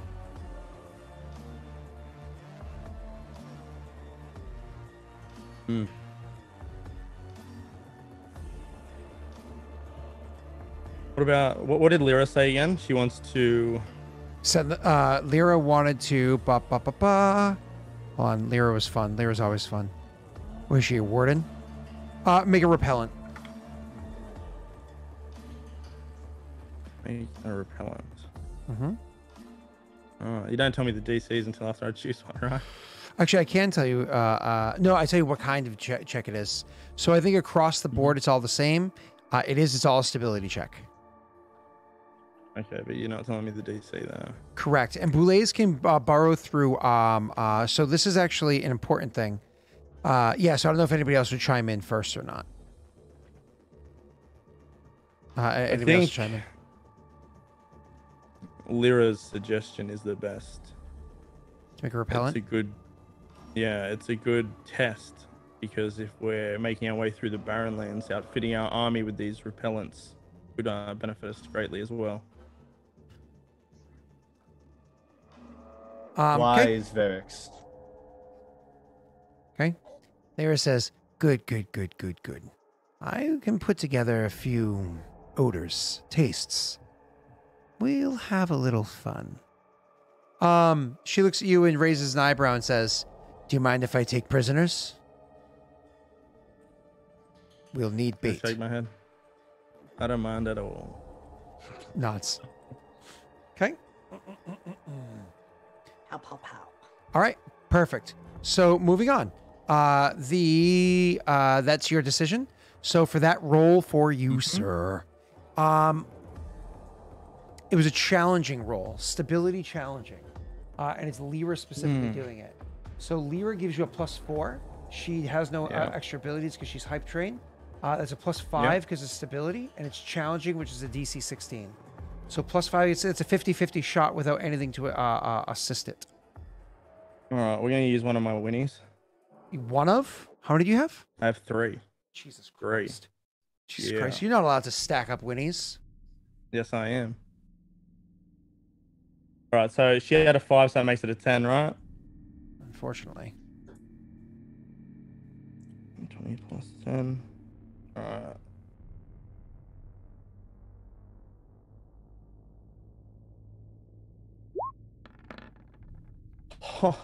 Oh my God. Oh, yes. That's a good way to start. Okay. Oh my God. That is incredible. This is actually going to trigger something else. We have crits, hey? Yeah, you do. This is not the Wimpy campaign. So, the other campaign is full of just a bunch of losers. So, okay. So this is what ends up playing out. Not only do you succeed in coming up with a successful repellent that, it's not that the land sharks are not willing to still attack, because they are if they're cornered, like any other animal. They are if they corner. It reduces the likelihood of randomly encountering them like drastically.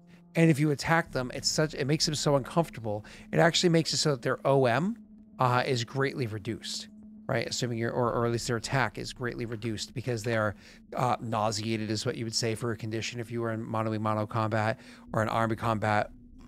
A serious decrease in their OM and potentially morale as well.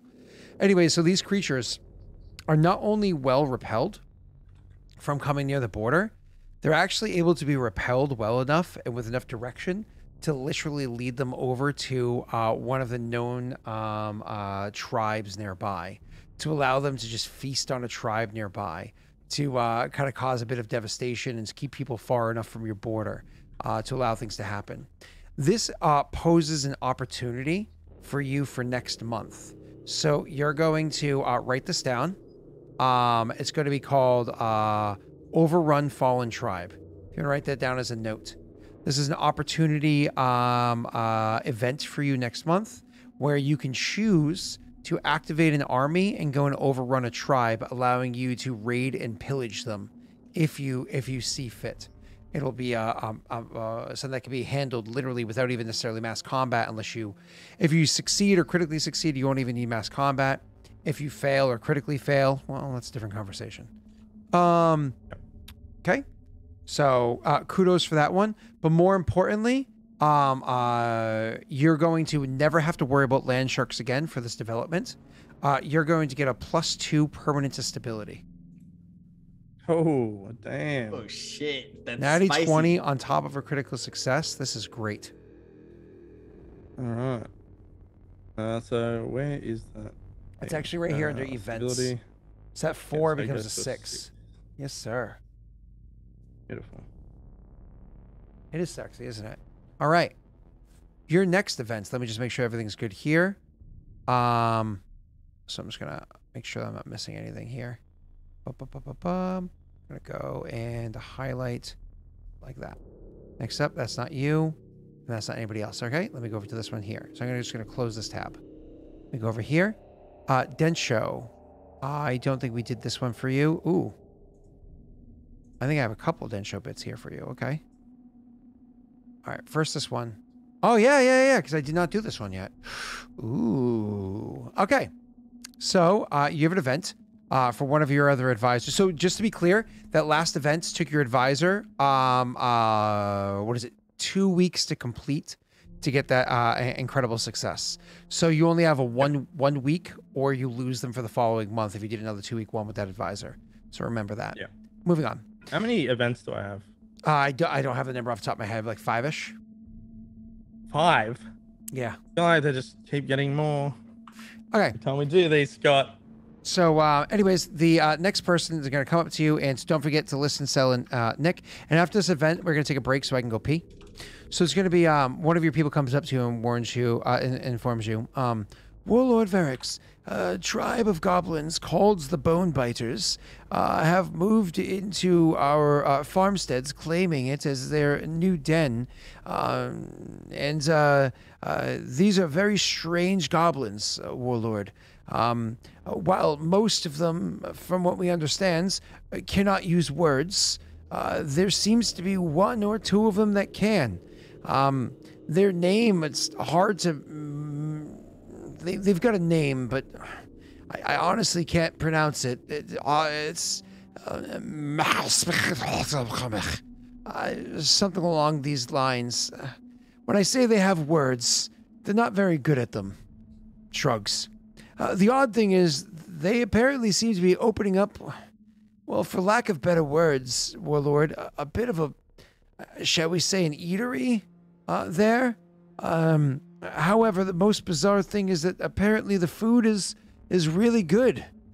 Their menu has things like eyeball kebabs, salads with guts, boiling blood stew. They also have a BLT sandwich.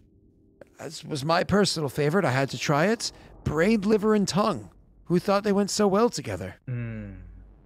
Anyways, their house special is the Baron pork chop. And, well, with a side of bone marrow and extra blood, you can't go wrong. Warlord, I'm telling you that this is incredibly Interesting. It's almost laughable if half the ingredients didn't come from our citizens. Warlord, these goblins have been capturing our people.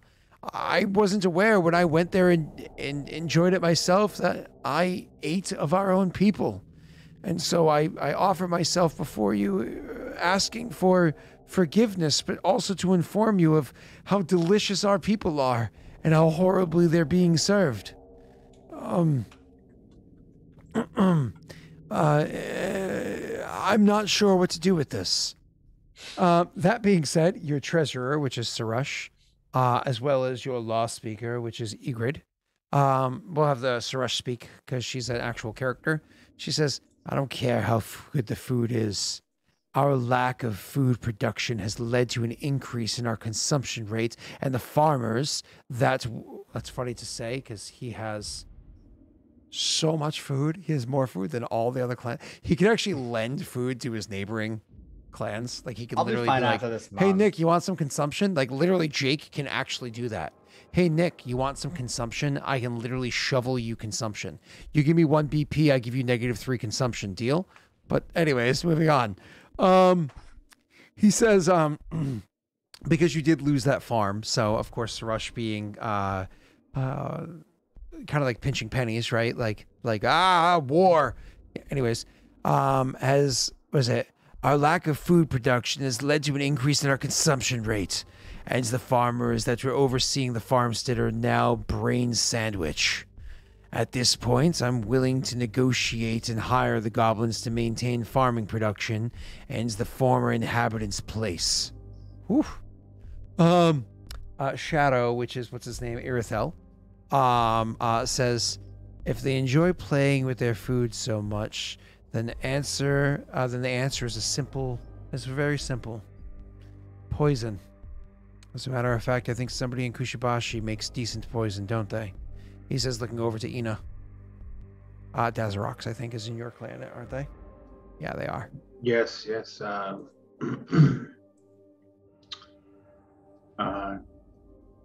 Daelric is quite competent at creating tinctures and poisons that can kill as quickly or as slowly as needed. Misumi speaks up next and she says, truly, Ina, you and I need to get to know one another a little bit better. And she gives like a little bit of an inviting smile, and then looks back to her father and says, Warlord, think about it. Perhaps these goblins and their cooking skills might be useful. I mean, food, if it's as good as they say. Now, obviously, we don't want them serving up Clan Densho, but maybe if we can get them to use ingredients beyond just Karak, perhaps we can negotiate with them to abandon the farmstead and substitute their ingredients in favor of joining Clan Densho and setting up a shop in one of our towns. I think something can be done. And truth be told, Warlord, if they must serve Karak, I'm pretty sure we can find enough for them to satisfy their supply. She raises an eyebrow. Then it's going to be Urzog and potentially Doxul next. Urzog says, we surround the goblins and smoke them out.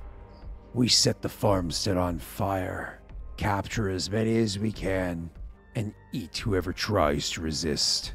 They wish eat Clan Densho eats them. Any remain, we can make them choose. Either we break their bones and suck their marrow, or we use little squirts as scouts. And finally, you can handle it yourself if you want. Yeah. They have a chieftain of sorts, even if you can't pronounce the name. The old ways of the Barren Lands is you invite them to a fight, mano a mano. And the winner of the fight can, if they agree to the mano a mano fight, the winner actually claims the tribe of the loser. They are subsumed into your tribe as a vassal or completely. Yeah. All right. So, Sarash's idea was to have them stay where they are and just run it for us anyway. Just fuck it. Right. Yeah. Yeah. Well, so mechanically, nothing? I mean, just nothing changes. Well, the thing is, technically speaking, they took your farm that's furthest to the south. So they're goblins, so they're fucking stupid. So they would have literally here, hold on, let me do this real quick. To give you a visual. Fort and watchtowers? Yeah, oh, they're goblins. They're fucking stupid. Like they're not smart creatures, goblins. Remember, most of them are non-verbal because they don't have any brainy working for them. I'm just surprised I could even get there without being like, murdered. There you go. Oh, they're right there. All right. Yeah, like literally on that farm, claiming it as their own. All right. So Sarash's idea is to have them stay there. So is she saying lose the farm? No. She's not saying lose the farm. She's saying screw it. Let's more or less buy them out and keep them there. They can keep the farm and they can keep their shop and they can sell the goods and so on and so forth. And just have them run the farm instead. Yeah, so long as they kick up to, up the chain. Then the idea is to resolve the problem with money, in short. Mm-hmm. So, how much money? Warlord Verix. Well, here are your advisors. Yeah. Could you not just deal with the chieftain and make them your loyal subjects? It would make them bow to your will. You would not need to worry about them doing their acts, killing your people anymore. Hmm. Yes, I could do that. Would absorb the tribe either way. Hmm.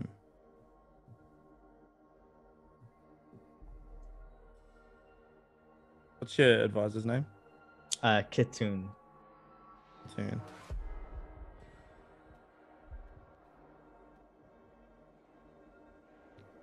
Kitoon, you have convinced me. It's been too long since I've had a proper fight. I will do it. Okay. He gives you a bow, as that's a great compliment from the Ashen Orc. Yeah, well, I wasn't going to do that at all, but then you just you should just deal with it yourself. He's like, I should just deal with it myself. Not what I wanted to do. I'm sorry. It'll take 1 week for you to do, because I mean it's more or less you have to prepare for it, and it's one step outside of where your clan happens to be sitting, so it's pretty freaking easy, right? So it just takes 1 week for you to do this. Most of the DCs were set a little bit lower for you specifically to go because it's about subsuming their tribe into yours. That's of course a much more difficult thing to do because you're just taking over their tribe. Funny enough, you have the highest modifier. So that's pretty easy for you. And this is a stability check. So you get an additional what? That just got increased because of the last check that you made. So that actually increased to a +2. So you normally roll with a 9. And then on top of that, you have a +2. So you have an 11 you're rolling on this. And the DC for all the other ones were average. But for you, it's going to be formidable. Formidable? Wait, to just murder a dude? He could just bring this to actual combat and just destroy him. You have to convince them to agree to the old ways, and that it is a fight that's worth their time, and not like, because the thing is, if you're more or less asking a chieftain to put their own life on the line, why would you do that when you have other people that will die for you, right? Well, yeah. It's called Kuruk. That's Yeah. fucking goblin, I guess. But not all chief are dumb enough to do that. Like you witnessed, like you witnessed it happen once before, and the only reason why those chieftains agreed to do it is because it was a 3-on-1 chieftain fight. Well, We all know how that ended. There's also the spearhead dudes. Yeah, but either way. All right. Yeah. So you want to winnie this and make a Right. plus 11 become a plus 16 against a DC 23? Yeah, sorry, well, I'm gonna have to because this is. I just don't want to, critically fail this. Okay. Sorry, Jake. I didn't mean to What's the- tempt what's you that? down It the was wrong a- road. No, just hope it goes well. What was the? It was a plus what? So you're normally an 11. You're adding 5 to that. You're a plus 16 now against a 23. Alright. It's rolling horribly. God, I can't even see the result. Waiting. Oh, Jesus, that was terrible. It was. Varix does I embarrass wonder if it's himself. because this moving image right here that's causing that. Because that moves I so didn't have any painfully. problems. Oh, maybe it's good. But I also have multiple. I have a bunch of shit up. So it's 28 against a 23. That means you're beating it currently by 5. ... Oh, what do I need to do it by? I Seven. need to get at Seven. least a 2. I'm gonna try. Yes. You got it. Yeah. Okay. So yeah, absolutely. You crushed it, sir. You got that beat it by 7. So yeah, you went in there. You challenged the chieftain. This takes a week for you. You went in there. By the way, 1 week this month was spent. 2 weeks were spent off gallivanting and fighting, and 1 was doing this. You could do nothing else because you have to spend your last week ruling. Right. Cool. Okay. So anyways, you are you go off. You are able to convince the chieftain it's worth their life to challenge and fight against you, or combination of insulting their food and so on and so forth, and blah blah blah. The type of Kuruk honor that they have, because Kuruk do have a degree of honor of their own in the Barrenlands, and you fight the chieftain. And let's be honest, he moved a lot quicker than you expected. Significantly quicker than you expected. I mean, when he hit you with his weapon, did he deliver a particularly devastating blow? I mean, no, you're the Ashen Orc. You've got nice armor to protect you, so on and so forth. But they move so quick. It was one of those, like, if you hit him once, you chop him in half, and that's what happened. But it took a lot of effort to get that one hit to land. Anyways, the fight ends. You win. And guess what, Jake? You just got a scouting party. So I'll give you the details in the army afterwards, but 100%, you just got a scouting party. More than that, because it was a critical success, the success would have gotten you the scouting party. The critical success means that word had spread to the rest of your clan about the fact that you were willing to face and kill another chieftain, including a verbal goblin. Most goblins can't speak. You're able to fight and kill a verbal goblin and win. Loyalty +1. Permanent. Yay. All right. Nice. Now we're going to take a quick Oh, little you gonna have break. your Yeah, we'll take a quick little break so I can go pee, and we'll come back and we'll finish up. So I'll be back in about 5 minutes, everybody. And Jake, because Snaga really was happy that you won, he rewarded you with another Winnies. Thank you. All right, we'll be right back. Oy vey. Be right back.